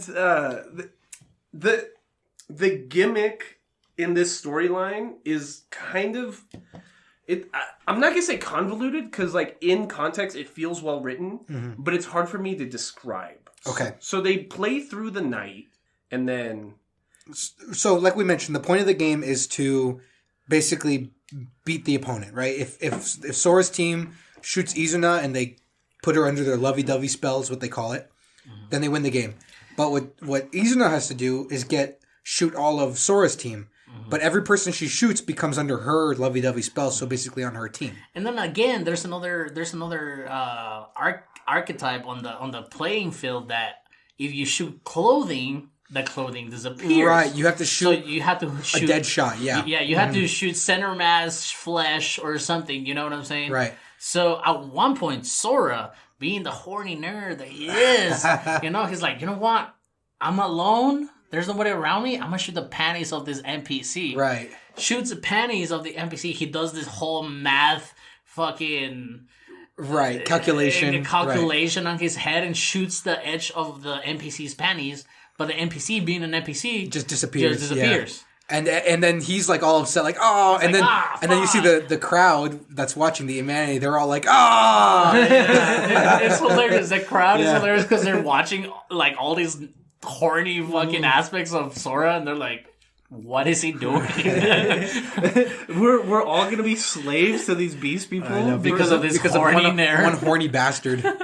So they play through the night. They've just kind of been like dodging Izuna, and then at a certain point in the middle of the night, they get into a park, and Shiro right before that. We get this exposition that Shiro is a great shooter game fucking player. She's a great everything, yeah. You know what I'm saying? I mean, yeah, she's great at everything. But yeah, I like first-person shooters. She holds all the records. I like the dialogue here because as someone that plays, like Call of Duty, shooting games, stuff like that, it's like you really do have to. I don't know if you nerds are familiar with like Call of Duty, Search and Destroy, but like Search and Destroy, it's the same maps over and over and over again, same bomb location, same briefcase location, and you have to dial into what the opponent is gonna do. And the way that they describe that happens as they're describing it, because Shiro is like, oh, Shiro is about to go in there, and Izuna is trying to shoot at Shiro, but Shiro is like, she knows. Right. She knows. She's just dodging and moving cool onto this super fast cat girl Izuna. Right. And it looks fucking great. I mean, I couldn't have said it better. But then after that, she was saving her stamina because she was... Well, Shiro gets Izuna straight in the chest. Correct. But the thing about Izuna is she's wearing kind of clothes, she's wearing a big kimono, kind of. Might as well be like in all 5 jackets and shit. Right, but like what we were describing earlier is that if you shoot the clothing, like that won't count. So she's kind of like cheating the game. It's not really a cheat because it applies to everybody, but like she trained for this. Like she's wearing this outfit specifically so that she can dodge like a and she's wearing bandages like on her elbows, knees, and shit too. Yeah, like the only thing exposed is like her fucking face or something. Correct. So that like firefight happens between Shiro and Izuna. Shiro kind of like dips out because she's like, holy shit, I can't beat her with all this clothing on. She meets up with the rest of her team in a park. They lay out some big fucking Sora math. Big brain Code Geass move. It's just basically to identify the movement of NPCs, because ultimately it's a video game. So like they just, like you said, they used all this big brain math to figure out who's going to be where, when, why, all that stuff. You ever seen Code Geass? Of course. Yep. I like this. I like this better than Code Geass. What? Because I mean, I do too. Really? Because 100%. Because they don't want to blah blah blah blah your way into their moves. But this is essentially horny Code Geass. Just real quick. What a lot of people don't. They romanticize Code Geass when they remember it. They do. Because when you look back on it, there's a lot of filler. There's a lot of... Thank you, Jacob. A lot of BS. This is the biggest piece of blasphemy I've heard. It's so No Game No Life is 100% better than Code Geass. There's a reason and that's not to take away from Code Geass. There's a reason why there's 4 times as many Code Geass episodes, okay? That's filler! There's so much filler! What are you talking about? It's just him like, should I do this move? They chased a cat for a whole episode. Hey. No, it's because he was trying to buck the girl. Oh my god. There was a reason behind it. There was context behind it. Anyways, so out from the tree line comes fucking Izuna. She's like, "Die, please," and just like blast Shiro. What we think is like in the back of the head or the back of the neck or something. Mm-hmm. So right away, Shiro's just like, "Have to kill, brother. Get." So we're like, "Oh fuck!" As an audience, we're just like we just lost half a blank. Like we are fucked. Izuna, well, it's more than half in it because Shiro is the ultimate first-person shooter, so it's basically like a game. It's a death sentence, right? So, but Sora has this big plan where Jabril is going to approach Izuna 1v1, 1v1 because Jabril like she can't fly in this video game world, so she can't use her spirit circuits. Any magic, no. But she's still superhuman. So, like, she can still do super jumps and, like, she's just more agile and can't really get hurt from falling down a skyscraper and stuff like that. So, they kind of corner Izuna off of the side of a skyscraper. Fucking Matrix style. Yeah. It was super Matrixy. I was just like, this is so tight. And what we were talking about at the beginning is like, No Game No Life is super stylized when it comes to the color palette. Right. Like it's all neon lights this whole time. So, and especially once they change the video game palette to nighttime, like you see it so much more, and you're just like, it's brighter. Yeah, it's more lush. Yeah, it's great. And so then it's hard. So Jabril is falling backwards down. And then Izuna's above her, and Jabril's firing up. Izuna's down, Jabril is up, and then Sora's from the bottom shooting up. Yeah. And then when does Shiro become... Because Shiro's part of this firefight, too. So, yeah, Shiro... So, it was a 1v1 between Jabril and Izuna, and then a 1v1 between Sora and Shiro. Mm-hmm. Right. And so, Sora uses his judgment, makes a gamble that Shiro actually wasn't under her spell. And so he shoots her. The panties off. Her panties, but we don't know that at the time. I know that. And so the way the lovey-dovey spell works is that you're incapacitated for a little bit in love with this person. So you're out of commission for a little bit. So they're falling down. And while they're falling down, Izuna goes to attack them. Jabril's above. So it's got like Jabril on the top, Izuna in between, and then Sora and Shiro right there. It's an Izuna sandwich. Yeah, so they're a little bit distance away, but they're falling. And so Sora and Shiro shoots up because she wasn't actually under the spell at all because she was, he just shot her panties. Correct. And then shoots up to try and hit Izuna. It misses, but then Jabril's shot hits Izuna's shot. It comes back ricochets. Redirects as if it's going to hit Izuna. But then Izuna's wearing this headband the whole time. No. So Izuna has a very special spell that only some werebeasts have. It's very, very rare. It's called...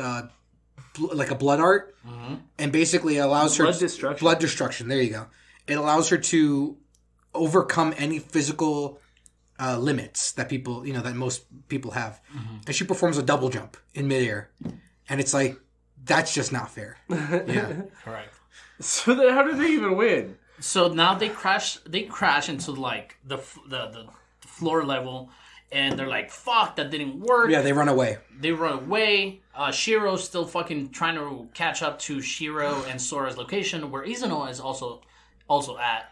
And they do like this like jump back and forth, trying to run away from like OP Izuna. Mm-hmm. And they get back to like the starting point right next to the bus. Right.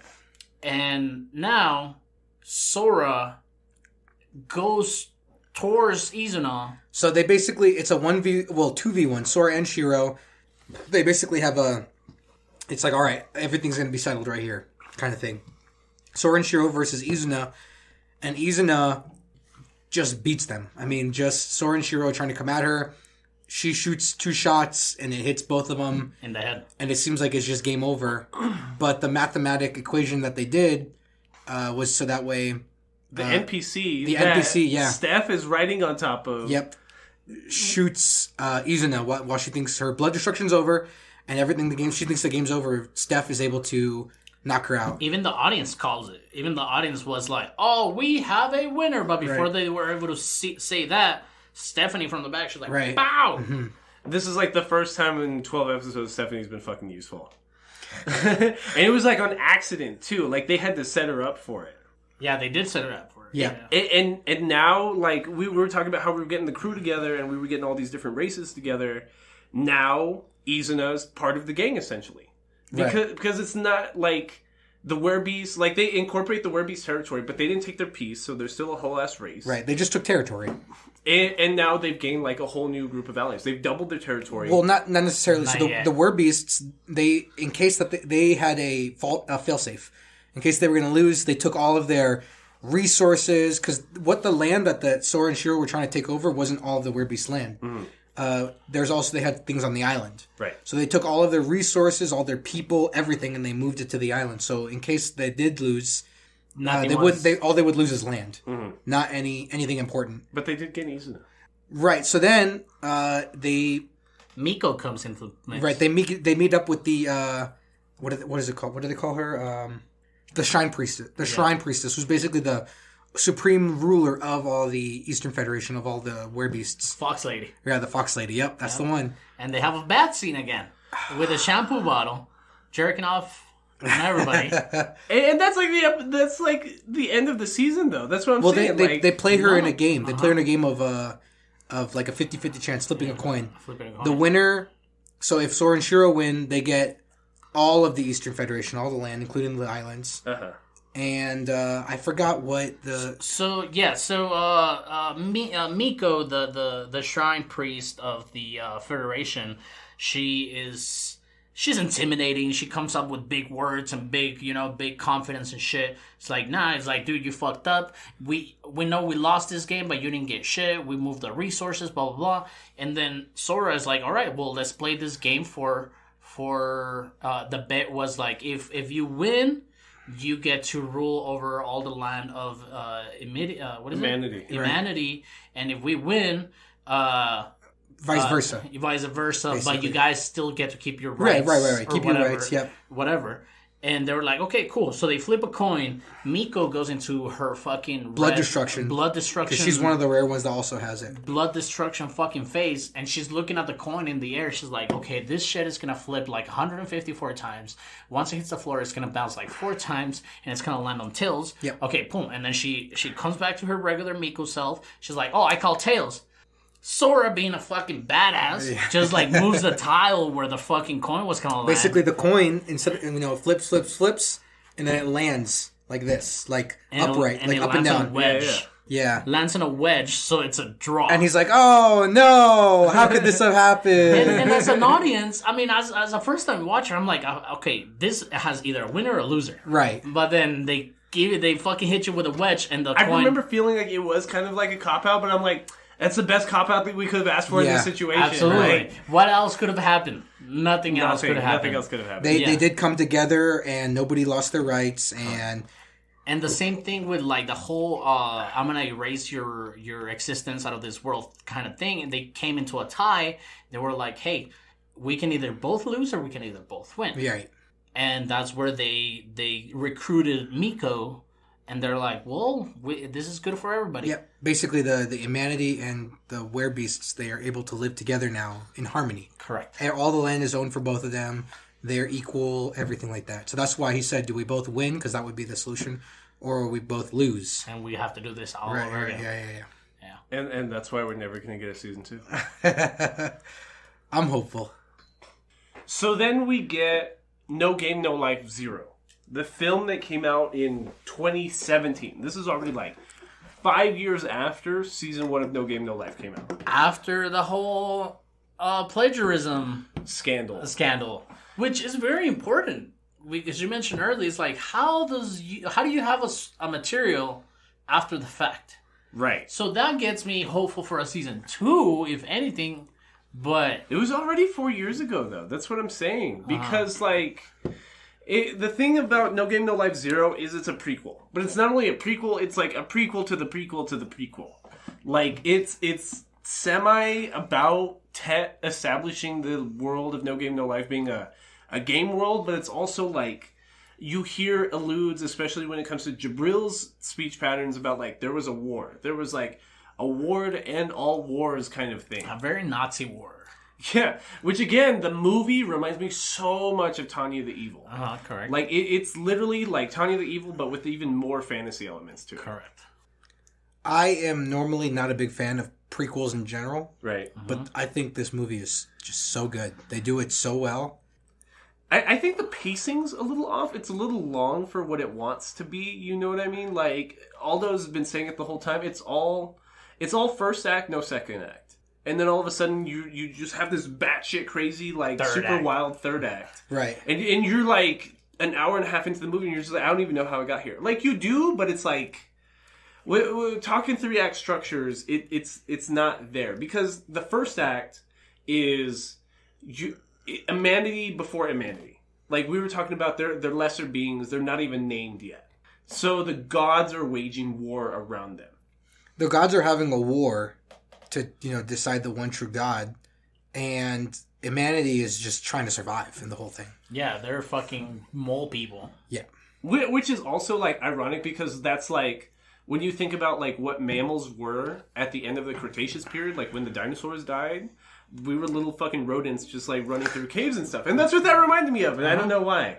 Because it's like, if there's these godly beings just above you, you're just underground just trying to get the fuck by. Please don't squish me. Please don't crush my cave. Like Gurren Lagann almost. Yes, like Gurren Lagann. Don't you hate Gurren Lagann? I'm not a big fan. Jacob hates Gurren Lagann. I hate it.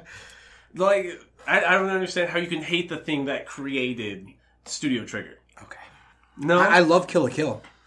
Okay. I love Kill la Kill. That's what I'm saying. I don't understand how then you can dislike Gurren Lagann. It's the same thing. I think it's just so over the top. I think it's so... Kill la Kill's over the top. We were just talking about how the funniest parts of No Game, No Life, how it's over the top. No, they're over the top in like a lewd way. Like Kill la Kill. Kill la Kill is like the fucking little string covering the nipples. And, Yeah. And Gurren Lagann is top Gurren Lagann. It's great. But anyways, No Game, No Life 0. We are following a character named... Rookie. Rookie? His name's Rookie? No, his name Riku. is Riku and Shuvi. Which is hilarious because, like, it reminded me of fucking Kingdom Hearts. Like, we just saw Sora and now we're following Riku. Yes. And again, in the back of my mind, it's just like, plagiarism. Like, he can't even come up with fucking names. He's just stealing shit from everywhere. And it's fine. It's fine. So, Riku is a leader of a subsection of humanity that is living underground, and they are trying to gain knowledge from the dwarves, from the elves, the angels, Ex Machina. Any piece of knowledge that humanity can get a hold of to better know, like, the battle plans of everyone else, to just avoid them. Yeah. Like, not even trying to, like, face them, just trying to be like, I need to stay the fuck away from this spot of land at this time. Yeah. And he does that, and they find, I think it was a dwarven artifact that showed like a recent battle plan map. It showed their battle plan map of what they're creating, which is like a Atomic bomb. Atomic bomb. Yeah, that's the simplest way to put it. The dwarves have created atomic bombs. I mean, as we've known throughout they're pretty consistent in the fact that dwarves are good technicians. They're engineers. Yeah, they're engineers. Exactly. There you go. So they've created, like you said, an atomic bomb. An E-bomb, I believe. E-bomb, that's what they call it. Yeah. Yep. Which is even worse. It's like an elemental bomb. What the fuck is that? So, to get this one piece of knowledge, in the very beginning, first 10 minutes, Riku kind of sacrifices. It's not kind of. He straight up sacrifices. They willingly sacrifice themselves. Yeah. For the better of humanity, his troop of like dudes that he runs in this cave to steal this artifact. It's like the Night Watch almost. Yeah. You know? My watch ends here. Yeah.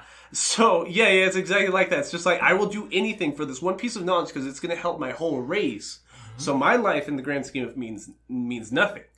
So, he sacrifices like 20 of his best friends in a falling cave with like the dwarves attacking in like Ex Machinas, these robot cop things. Well, it's to a dragon, I think. Oh, it was a dragon. It was a dragon. Dragons are an exceed as well. He talks about a little bit later, well, not too much later, that humans cannot die without a purpose. Right. The humanity. The human mind won't let them. Like, they just, unless there's a purpose behind their death, he says that in this time, it's impossible. They won't allow it. And so as long as a person knows that they're dying for a just cause, in this case, it was to save the other humans, then they will. Yeah, they will. Mm-hmm. And yeah, we do get introduced to more like races, which is the Dragonia, right? Mm-hmm. The dragon that fucking obliterated like a lot of the humanity fucking land and killed Ruki's best friends and shit. And am I wrong to say that it gave me like Attack on Titan vibes? Kind of, maybe because a little bit. It's about humanity on its back leg. You know what I mean?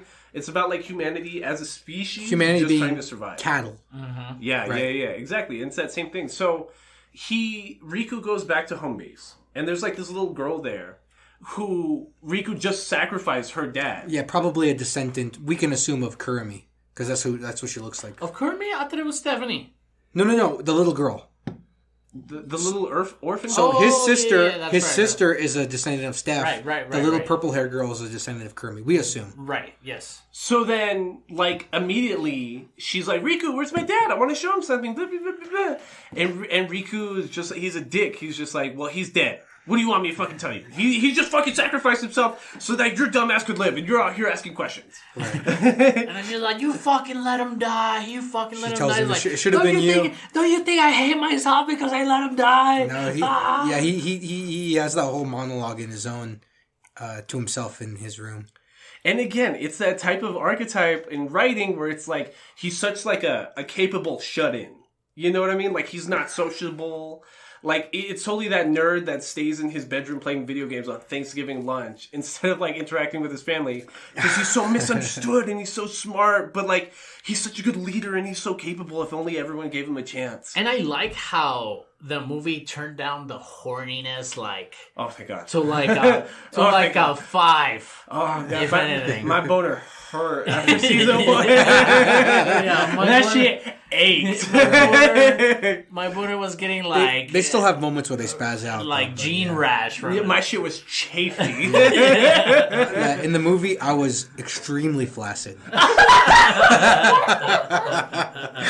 But well deserved. It felt great. But it was acceptable. I accepted it. And it lasts like all this talking about for all of 30 minutes. Because he sacrifices his whole troop. Little girl's mad at him. His sister, how do you pronounce her name? Corone, yep. Corone is just like, hey, she looked exactly like Stephanie. And he's just like, hey, stop being such a dick. And the next day, he just goes and broods off in a cave by himself. And that's when he goes into like an elvish hideout and he's trying to find more goods. And that's where he finds an ex machina. And ex machina literally means like the other robot. Like so to give context, if you've seen the series, Imaniers exceed rank 16, and werebeasts are exceed rank 14, right? And 14, the werebeasts in what we see in the series are pretty much stronger than the humanity. Mm-hmm. Ex machina are exceed rank 10. Right. We didn't see any Ex Machina in the first season. No, we didn't. No. So, and we'll get to why. Like, I mean, we could explain why, the movie kind of explains it, but... yeah, right. You're right. I do like... Ex Machina, just real quick, Ex Machina being exceed rank 10 They are so much strong. The Exceed ranks from like 16 to 15 to 14 is such a power gap. Ex Machina are able to do things that are just remarkable. Like, they talk about how they can harness any attack that happens and then output 10% of it. They're a hive. They're part of a hive cluster, so they're kind of attacking like a wolf pack. They're just really, really powerful. They can obviously use magic. And obviously, one Humanity versus one Ex Machina, it doesn't stand a chance.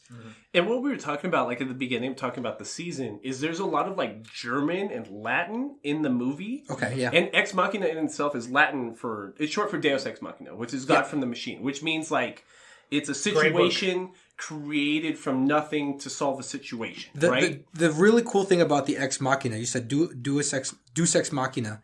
So all the other races, they have their own god, which are the number one Exceed rank. But the Deus Ex Machina, if you would think about it, it's almost like a bastard child. It's one person. The Deus Ex Machina is one person, and he controls all these other hive mind machina.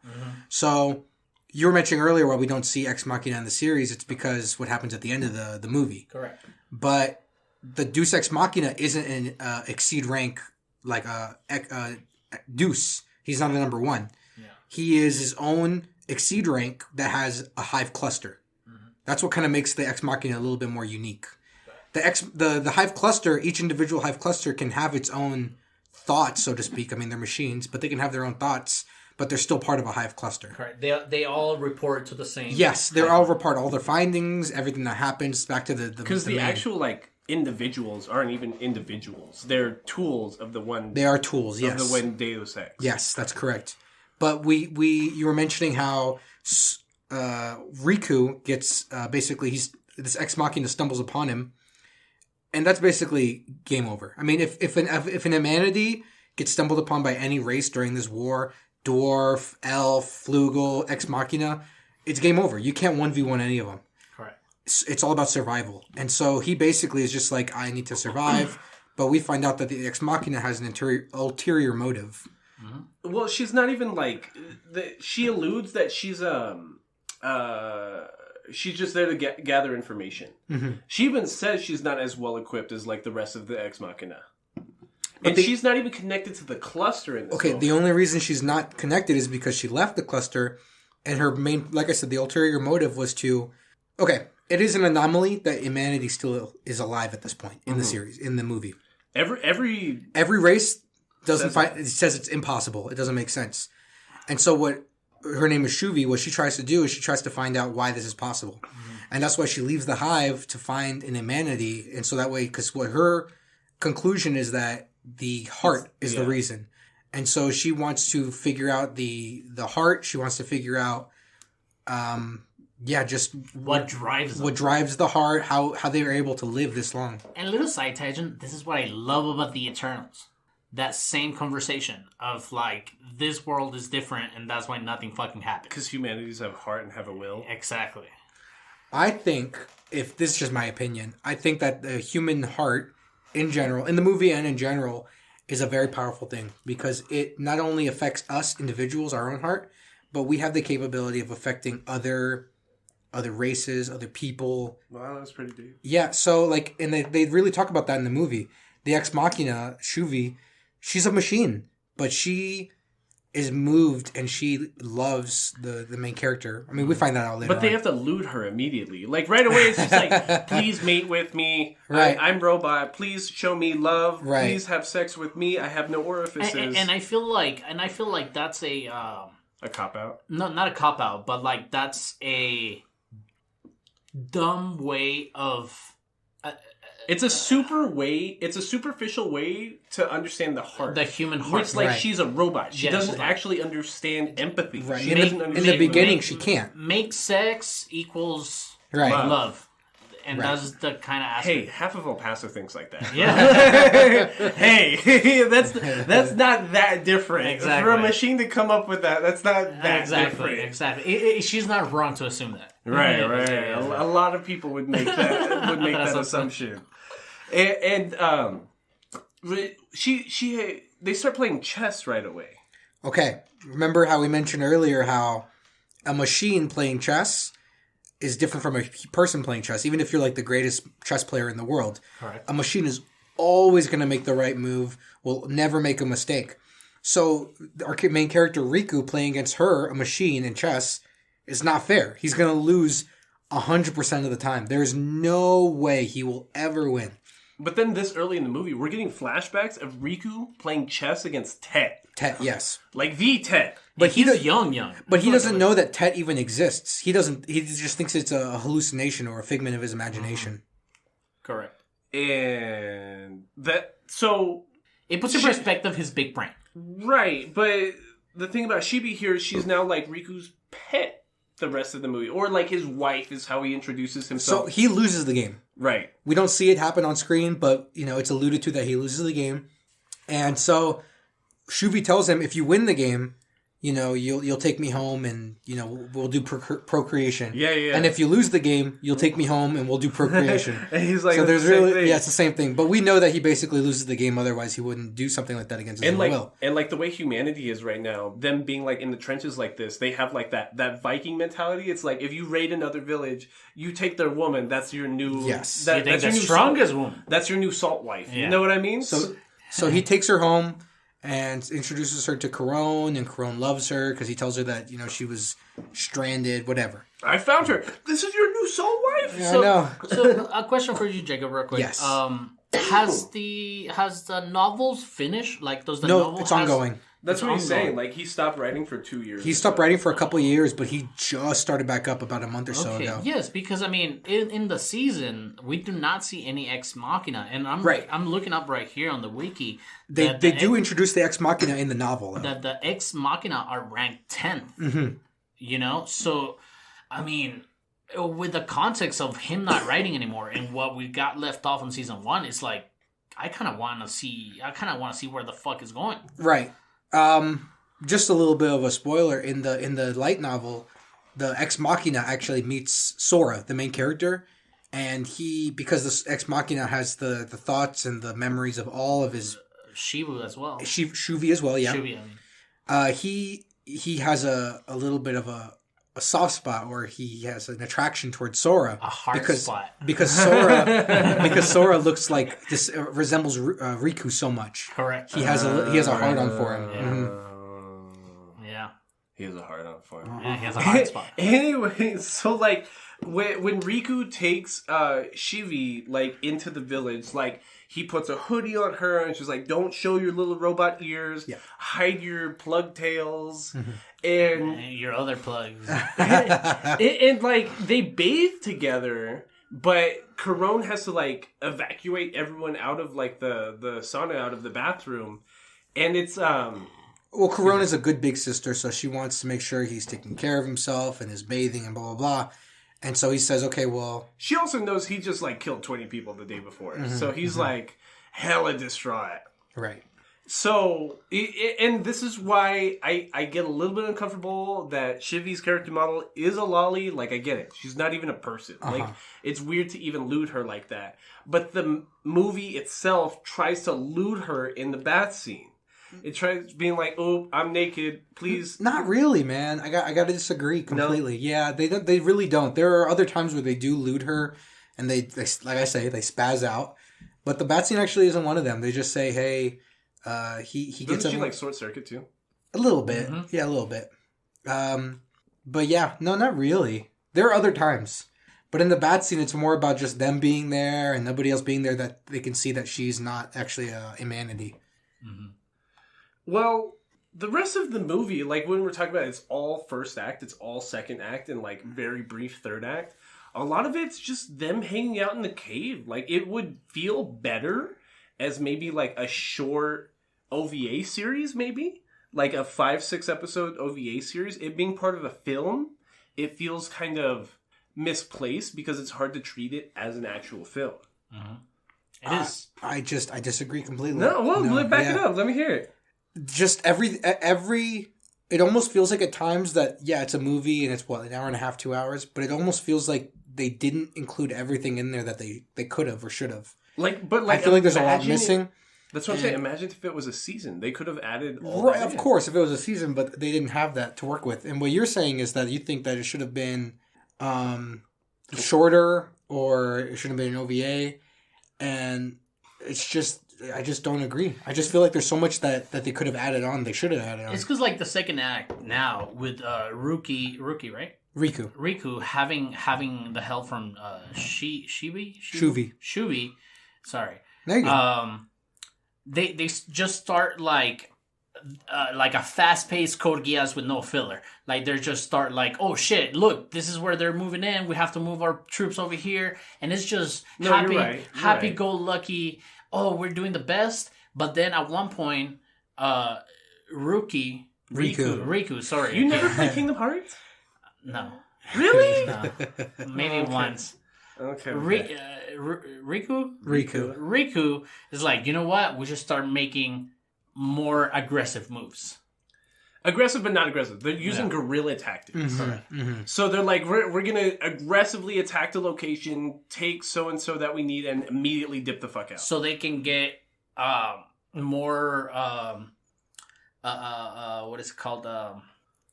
So they can put more eyes on that location so they can retrieve a little bit more. Right. And at that same moment, like it's really like the story of the most recent Ex Machina movie. Like it's Shuvi being humanized. It's her learning what it means to be human. And a lot of that is like at a certain point, Riku gives a confession of love to Shuvi. And I feel like I haven't seen a confession of love in anything we've seen in a while, although like not you didn't have one. No. Usually shonens don't really have them. We almost had one in Weathering with You, but there was none. Almost had one in Weathering with You, but we didn't. It's my favorite movie of all time. Your name's better. Your name is better. The soundtrack in Weathering with You and the animation, it's like they did everything. No, I agreed. Because I love Your Name too. I mean, it's a great movie. I agree. I think the animation, like in Weathering with You, is better than Your Name. But Your Name is such groundbreaking storytelling that Weathering with You feels like he couldn't beat himself. Well, Weathering with You has a very linear storyline, whereas Your Name has like reveals and stuff like that. Right. I mean, I wouldn't say convoluted because that makes it sound like a negative context. It makes it sound confusing. Right, but and it's not. It's just it has like there's a lot of things that go on. You don't understand everything, and then it gets revealed, and then. But Weathering with You is very linear storyline, and I love it so much. It's literally my favorite movie of all time. Ever, yeah. Live action too? Yeah, I love Weathering with You so much. Oh, that's crazy. I love that movie so much. The soundtrack is so beautiful. No, I agree. I agree with you completely. Like, you're not saying anything I'm disagreeing with. I just think at that point it's just a matter of taste. Right, I agree. And most people like Your Name more, and I understand. It's because Your Name was, like, groundbreaking. It was. You're absolutely right. It was just such, like... Have you ever played the video game The Legend of Zelda Ocarina of Time? Absolutely. Okay. Absolutely. Have you played Majora's Mask? Absolutely. I played it. I did not understand it because of a language barrier. But okay, Majora's Mask is a better game. It is. That's true. That's 1,000%. But Ocarina of Time was groundbreaking. It was like the first of its kind. It was ahead of its time. And so it's kind of the same thing. I think Weathering with You is overall a better movie. But like you said, Your Name was very groundbreaking. The animation is just superb. The music, of course, it's the same thing. It's just amazing. Did you know that the creator of Ocarina of Time, the designer, he made official apologies for the water temple? As you should. Yeah, he was like, I'm sorry, I should have made the boots be like an interchangeable item within the game. Like its own item that you could just press. Exactly. That makes sense. He was like, the puzzles, I'm so sorry, blah, blah, blah. But yeah. No, they talked about that in one of the recent Legend of Zeldas. Like it's like a joke in one of the dialogue screens where it's like, "Oh, you're gonna jump in the fish's mouth," but like it's not like that other water temple. Yeah. Which one is it? It's one of the recent ones. The one in the Wii. Yes. It's Skyward Sword. Skyward Sword. Yep. Skyward Sword. They make fun of it. They're like, you're gonna go in the water temple, but it's not the same water temple. It's Trust us. A lot easier. Zelda's very infamous for their water temples. I think Majora's Mask water temple is a headache. Can you agree Twilight Skyward Princess Sword is the worst game? No, I don't. What? Not at all. And if you played the Twilight Princess, I think. Not even. I wouldn't say that either. Twilight Princess is good. I think some of the worst ones are... No, the one with a sword? Phantom Hourglass is pretty bad. That was bad. And Spirit Tracks. Those two are probably some didn't of the play worst either of ones. those. Yeah, they're on the I- DS. Yeah, I So didn't they're play those. they're pretty bad. But the 3D ones hit it out of the park. think And like- then Zelda 2: The Adventure of Link. That one is terrible. Oh, the one that's literally 2D? yeah, it's a 2D side scroller. Yeah. That was terrible. fun. I game. think one of my favorite ones, besides Ocarina, it will be Wind Waker. Wind Waker's great. Wind Waker's great. Yeah. Yeah. Wind No Waker one's is disputing But that one. Twilight Princess is also one of the. It's the top 5. Mm-hmm. Twilight Princess is sensational. Honestly, I got the N64 controller for the Switch recently, Mm-hmm. not just for Ocarina of Time, but when they already like teased that they're going to release Majora's Mask. That's what Did they I tease really that? Because want. I've been playing. They I was did. playing Ocarina of Time the other day on the Switch, I'm in the Spirit Temple. and they announced that. Really? Yeah. That is such great It was news. in the original trailer for the N64 launch. Okay. So in a couple months, they're gonna release another set of N64 games I just want. and another set of Majora's Sega Mask Genesis is games. my favorite. First of all, it's my favorite Zelda game, but it's one of my favorite games of all time. My favorite game of all time, just strictly off of nostalgia. Like it doesn't hold up now. Like if I were to pick it up now, I'd probably be bored as fuck. Was Pokemon Crystal, and that was just because Why Crystal? because it had the color scheme was better. It had a lot more blues and purples. Okay. And it actually had use of the day-night feature. So if I'm like 5 years old and I'm a fucking nerd and I don't have a life and I'm living in Germany on a military base, like it gave me something to do Right. throughout the day. Something to look forward It's to. Tuesday at 7 o'clock. I gotta go to the train station so that I can fight these guys. Blah, blah, blah, blah, blah. I think Pokemon games in general about preference. I love Diamond and Pearl. I really do. But Yeah, go ahead. I think a lot of Pokemon games are just like if you played it once, you probably play them all. No, absolutely. I love Pokemon Snap. Okay, never mind. Take what I just said and disregard it because that doesn't apply to Pokemon Snap. I refuse to buy the new one. I absolutely refuse to because I'm like, there's no content. There's no context, no exactly, content. and like knowing like the main storyline from the anime, like that's why I love Pokemon Snap. Even though I was a fucking, So let me get. I was a Spanish speaking kid, no English whatsoever, and I was just running through it, just taking pictures of my favorite. Let me ask you a question. Yes, When sir. you're playing Pokemon Snap, you don't feel like a furry? I did not. I did Okay. not. I didn't know what a furry was. I hate that like Pokemon has been co-opted by the furry community. I hate that so much. Rule because, 34, bro.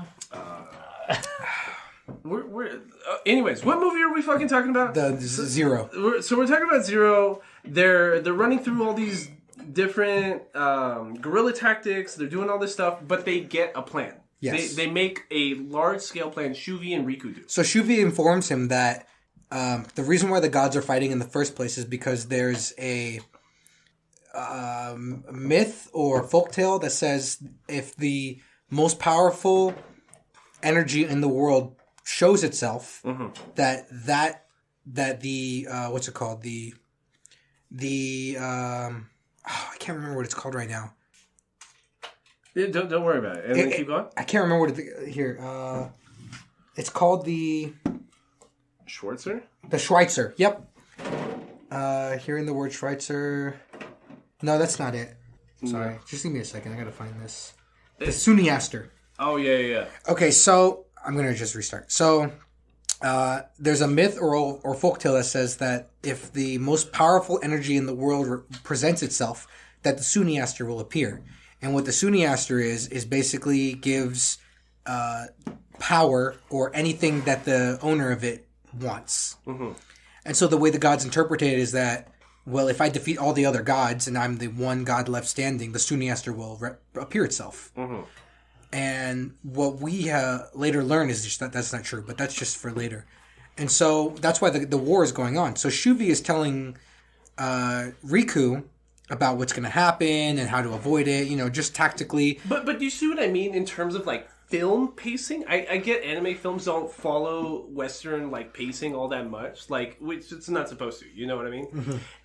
This is something, if it were like a Marvel film, would be introduced at the beginning of Act 2. My problem with the movie for sure is that they explain everything. Right. They explain everything you need to know, Right. but they don't put an emphasis on things that deserve emphasis. Like what? Just like I just said. Oh, okay. Like, did you know about like what I just said? Like, No, she just brings it up once. And Yeah, she's like, and that's it. we have to go And after that's the it. Suniaster. right, Okay, right. whatever. And they also talk about how the gods are just after it and what their interpretation of it is, and they explain everything. But it's just like there's so I was explaining earlier. There's so much information that I wish they would put more emphasis on or things like that, because it's all explained in the movie, but it needed to be longer in order to get like an emphasis on the things that needed an emphasis. It just feels like being a prequel. In the first season, they could have put a lot more of these details in, and they decided to put it on the film. But as far as the film being a prequel to the prequel of what the game world is, it kind of doesn't connect you. Like, because this No Game No Life 0 feels more like an isekai than No Game No Life does. I disagree. No? No Game No Life 0 feels like its own standalone thing. It's its own fantasy world. It definitely feels like its own thing. Like, it doesn't... I've had people tell me that it doesn't feel like it belongs with the series. Like, if No Game No Life is Kingdom Hearts 3, No Game No Life 0 is Final Fantasy 7. If No Game No Life was created by one person and No Game No Life 0 was created by another person, and then you told me that they had nothing to do with each other, I would believe it. And in that same breath, if you said, okay, but they, that same person says, oh, these actually are connected, and then you're like, connect the dots. Okay, yeah, actually that makes sense. That's kind of how they're connected like that.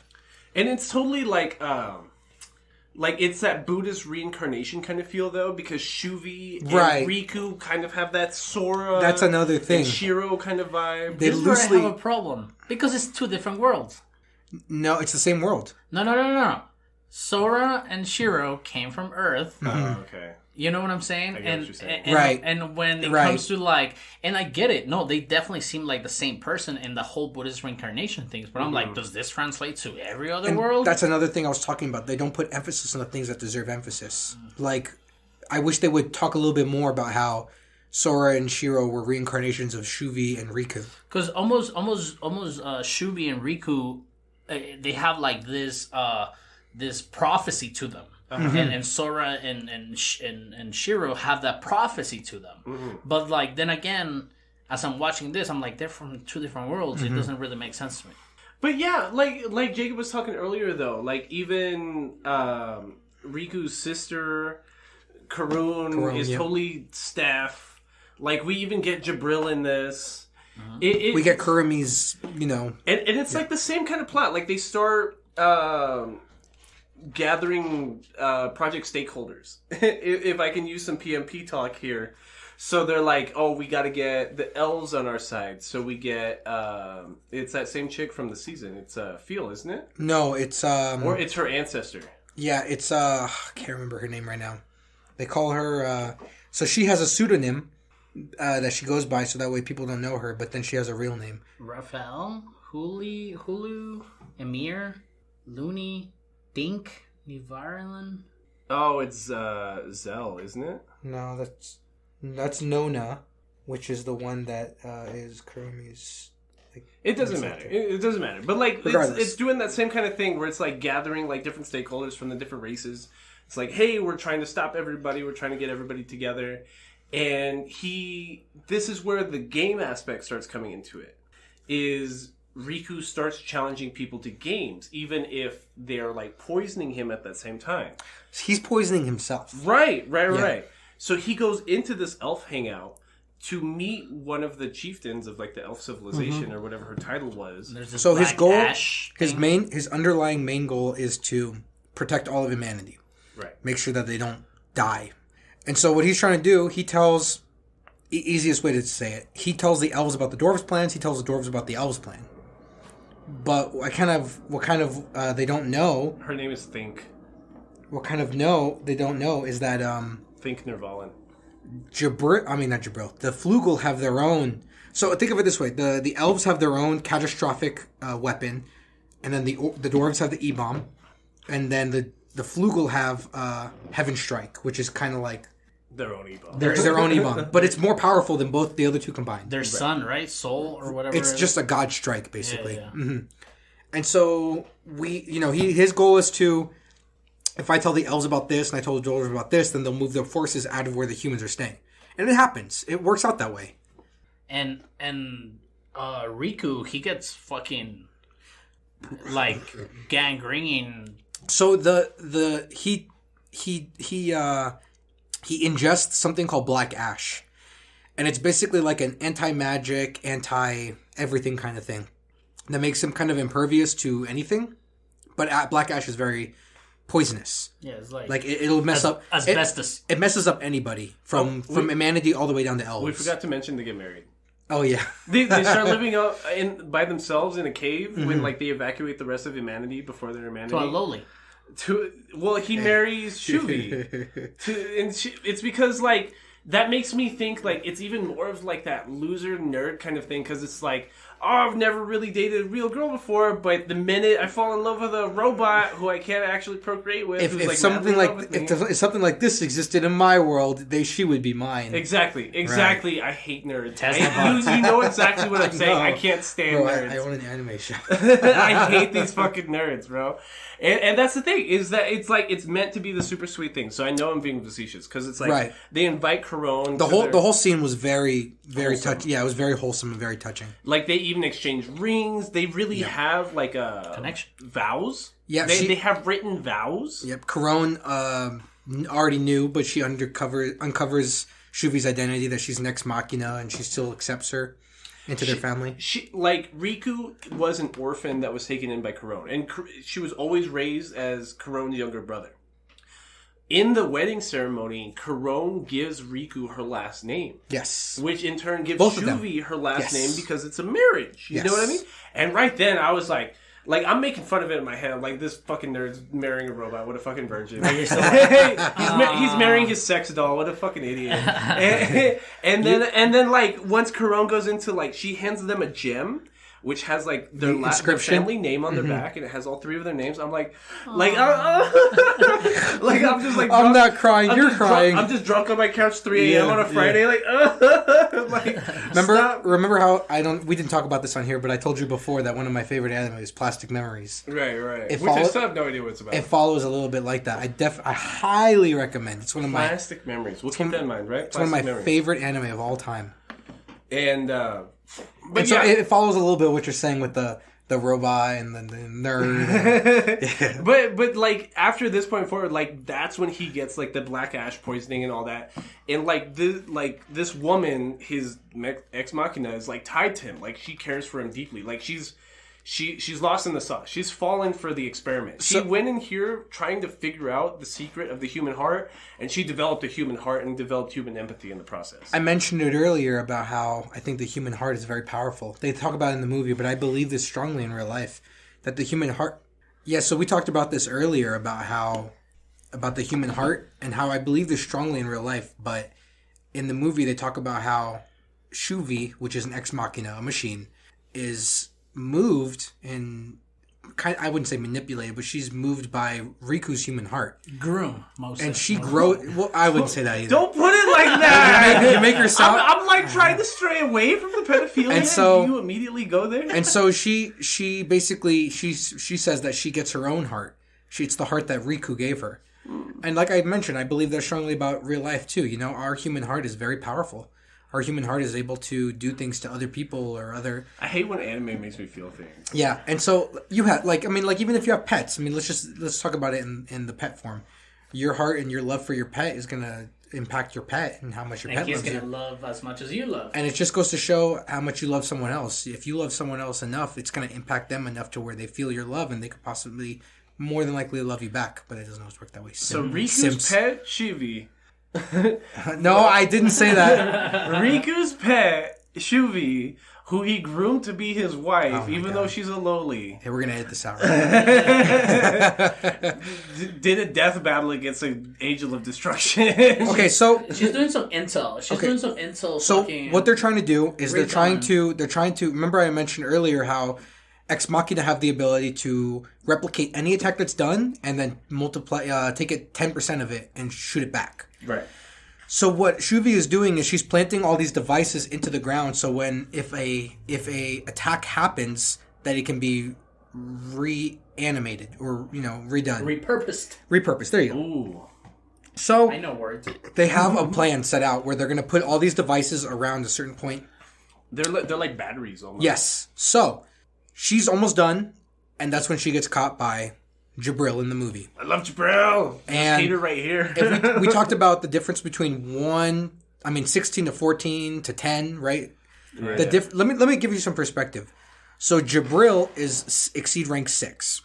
Elves are exceed rank 7. Right. Jabril by herself at one time killed 100,000 elves. Right.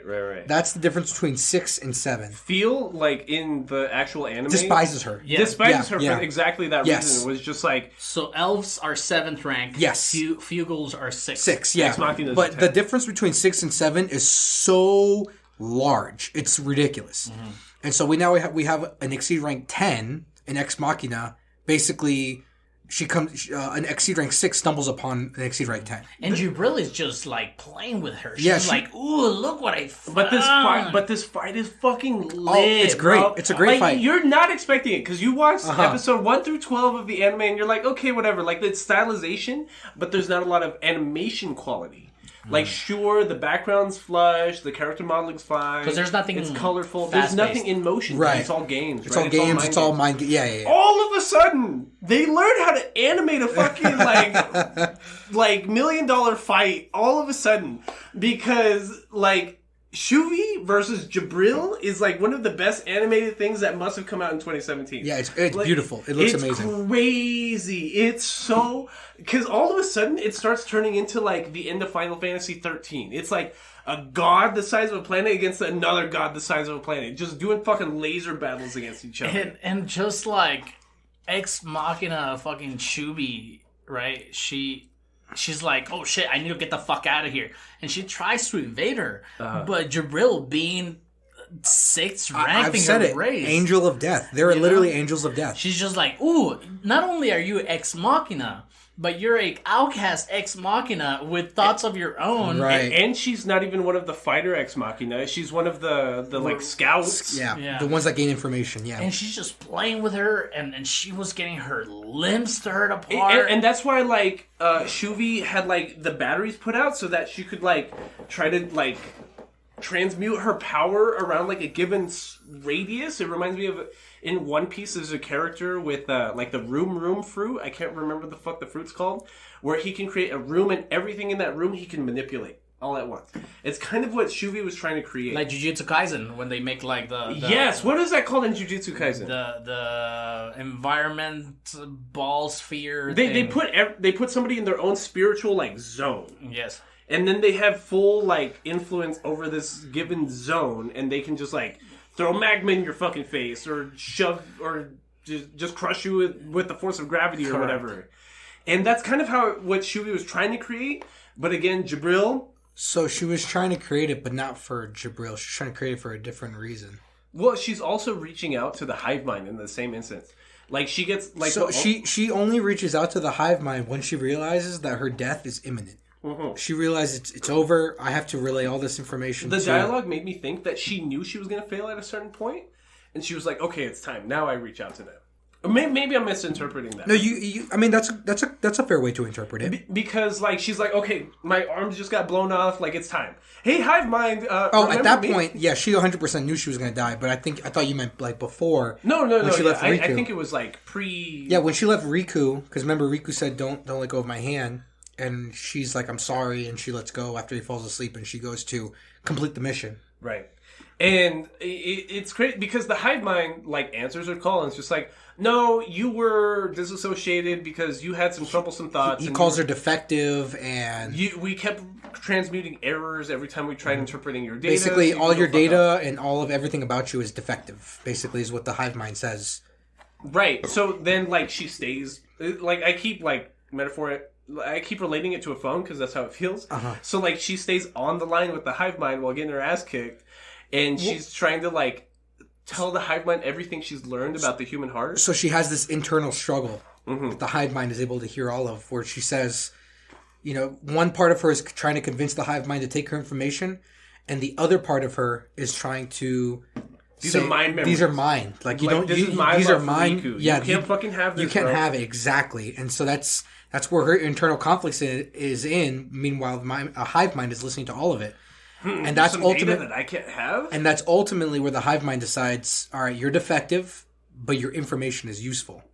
And so that's why she starts uploading all of her information while she's on death's door. They unlock God mode in her fucking brain. Yes. So she turns into a fucking spaceship. Yeah. And with this transformation, and, when it happens, it's ginormous. Yeah. Like, imagine if like the spaceship from fucking D-Day showed up, but it's just this one fucking little robot girl trying to fight against just bitch ass little Jabril. She'd be like, "Oh, little sweetie, don't you know that I'm just a superior race and I'm just fucking even as grand as she becomes, she's no match for Jabril. No, just right away. Jabril's just like, okay, pussy. Like I said earlier, the Flugel were made as god killers. Mm-hmm. Literally, they were made to kill other gods. Yeah. And so, she just starts knocking her down. Yeah, she starts knocking her down, taking her apart a little bit, and then, ultimately when Shuvi's down on the ground, Jabril uses all of her power and creates this massive energy force to just destroy. And as this is happening, she's just trying to stay alive long enough to upload the information to the hive mind. Yes. And she's just and like you guys said, she's just trying to not die at this point. Mm-hmm. And while Jabril is just slicing her up into the last moment when she shoots that super fucking beam blast. Mm-hmm. Jabril's broken. Yeah. She used all her energy that she turned into a child. Yeah. Jabril. Chibi. Yeah. But the information was able to be loaded. Yeah. I can't emphasize enough how broken or unfair, for those that don't know, how unfair Flugels are. Yeah. They are literally god killers. It's such a crazy send off for this character. You know what I mean? And the Machina as a whole. Because Shuvi dies. The one console that is Shuvi dies. Yes. But she does get off the information to the hive mind. So then, with the help of Riku, they kind of fulfill Riku's plan, where it's through non-violent means. They use the hive mind's teleportation technology to Okay, so for starters, if I can interrupt real quick, so Shuvi's dead at this point, and the hive mind, the main the entity, the great power that is the hive mind, goes and approaches Riku. And this goes back to what I was talking about how powerful the heart is. All the information that she pushed forward to the hive mind is now with the hive mind, is part of it. Mm-hmm. And so, this is my opinion. I feel like a part of the hive mind is now in love with Riku the same way that she was. Correct. Because he's gained all those thoughts, all those everything. Correct. Because a normal hive mind would just be like, okay, I got this information, I'm done with it. Because the entity even sheds a tear. Yes, but he goes out of his way to approach Riku and finish the mission. Right. Even though he had known nothing about it, but the way hive minds work is all the information that they gather, all the collective, is all collective. Hey, I played Mass Effect 2, bro. Okay. So now that everything that Shuvi had, everything that she felt, all those emotions, the heart that she gained, that's the hive. Yep. Insing or something like Insing, that. Yep. Yeah. So he is now basically, he has everything that he pulled everything that Shuvi had. Mm-hmm. And so now all of her feelings, everything is in him now. Mm-hmm. And so that's why, because it would be easy for him to just be like, okay, let's continue with the war. But no, he goes to Riku. He says, this is what we need to do to finish the war. This is what we need to do to win the war. And so that's kind of like where we're at. So Riku finishes the mission with the help of the hive mind. So like I mentioned earlier, we have three great atomic weapons. We have the E-bomb. We have the Flugel's, the elves' powerful weapon. I can't remember what it's called right Soul. now. Is it Soul? Soul. And then we have the Flugel's Heaven Strike. Correct. So we have this. Flugel's was Soul, my bad. I don't know what the other one was. Yeah, exactly. So basically the dwarves and the elves are launching their most powerful attack at one time, because it's time. E-bomb, elves attack, but nothing is comparison to the Heaven Strike, which is by the Flugel. Their massive power is all coming in from like a triangle, all at once in one direction. And when it's coming down, because they're all at war, that's what the items that were being planted by Riku and Shuvi were for. Mm-hmm. So they're all around in the perimeter of where this massive attack is being located. It's like nuclear Armageddon. Yes, but times 3, because there's 3 different strikes. Mm-hmm. These weapons that are in the perimeter of this strike, the purpose of it, I mentioned earlier how Ex Machina work. They can take an attack, intake it, and then redirect it 10% of it. So they take it and they redirect 10% of it. And then you have this massive ball of energy that goes into the core of the earth. And ultimately, that's where we find out where the prophecy or the myth is fulfilled, where the greatest power in the world is shown. So the Flugels, the dwarves, and the elves are all, they're spent because they used everything. And the Suniaster appears itself because the greatest power in the world has shown itself because of all these things. All the Ex Machina sacrifice their lives, probably excluding the main one, the leader. But all the Ex Machina sacrifice their lives in order to redirect all this power into one location. The Suniaster represents itself, and Riku is there basically to take hold of it. And so in Riku's mind, in the very beginning of the movie, they talk about how there's only three things that can happen in a game. You win, you lose, or there's a draw. And so in his head, by taking the Suniaster away from these gods, it's not a win, but it's obviously not a loss. It's a draw because everybody doesn't have any more power. Everybody's out. But a draw in the bigger picture aspect of things is technically a win. Yes. Correct. Yeah. So Riku wanting more, he says, no, I can't take a draw. We've lost so many people. We've lost so much. I've lost Shuvi. There's no way this can end a draw. And he wants more. And by reaching for the Suniaster to try and take all power, he loses himself. And this is where Tet takes over and basically says, I'll take it from here. Tet, we can surmise, is that Tet is an omnipotent being that never existed until Riku believed him to exist. That's kind of how gods work if you really think about it. Absolutely. Where did you get that context? That's so smart. Like, I'm glad you're bringing it, like, you're putting it into context like that, but, like, thinking about it out loud, I'm like, I didn't get that. Gods don't exist unless we, as people, have faith and believe them to exist. Did you ever play Okami? No, I didn't. You didn't play Okami? I did. Well, no, you fucking didn't. I did. I haven't finished it. I gifted you Okami and you never fucking played it. I'm sorry, I'm a dad. The reason I bring that up is the power scheme in Okami is it's old Japanese Hinduism or Buddhism. No, Taoism. Okay. Taoism. The one where shrines and the yes, earth has its own god. The point of Okami is she is underpowered because the people of the world are no longer praying to her. It's exactly the same thing.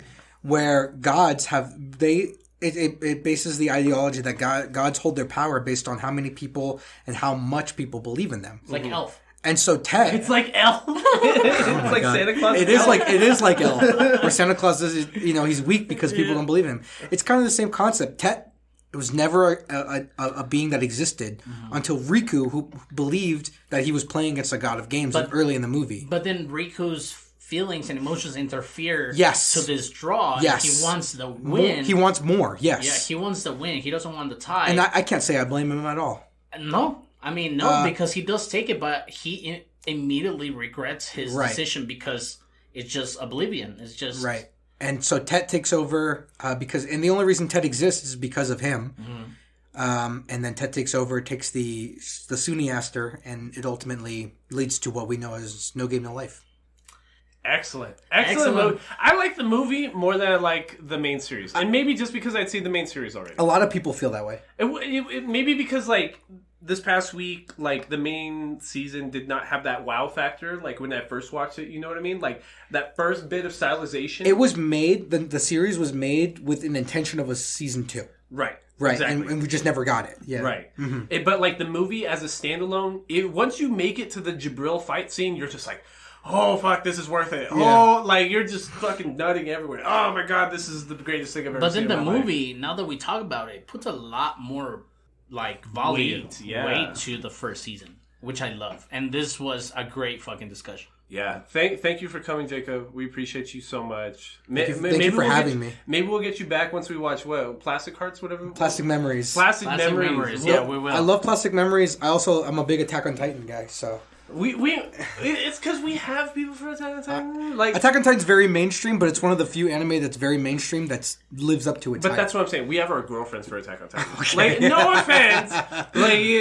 offense, but you're not putting out like my girl does. So I try my best. But Thank you, Jacob. TCG store on Zaragoza. TCG Battleground, yes. TCG Battleground store on Zaragoza, North Zaragoza. Yes. By your CC's Pizza. Yes.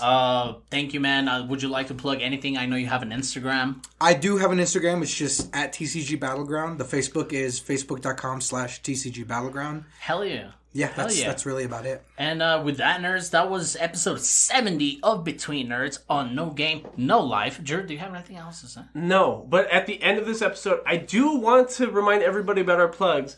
Everyone, please, on Twitter or Instagram, an original tweet or Instagram post, please use hashtag Nerds for the Homeless. That is NERDS HOMELESS.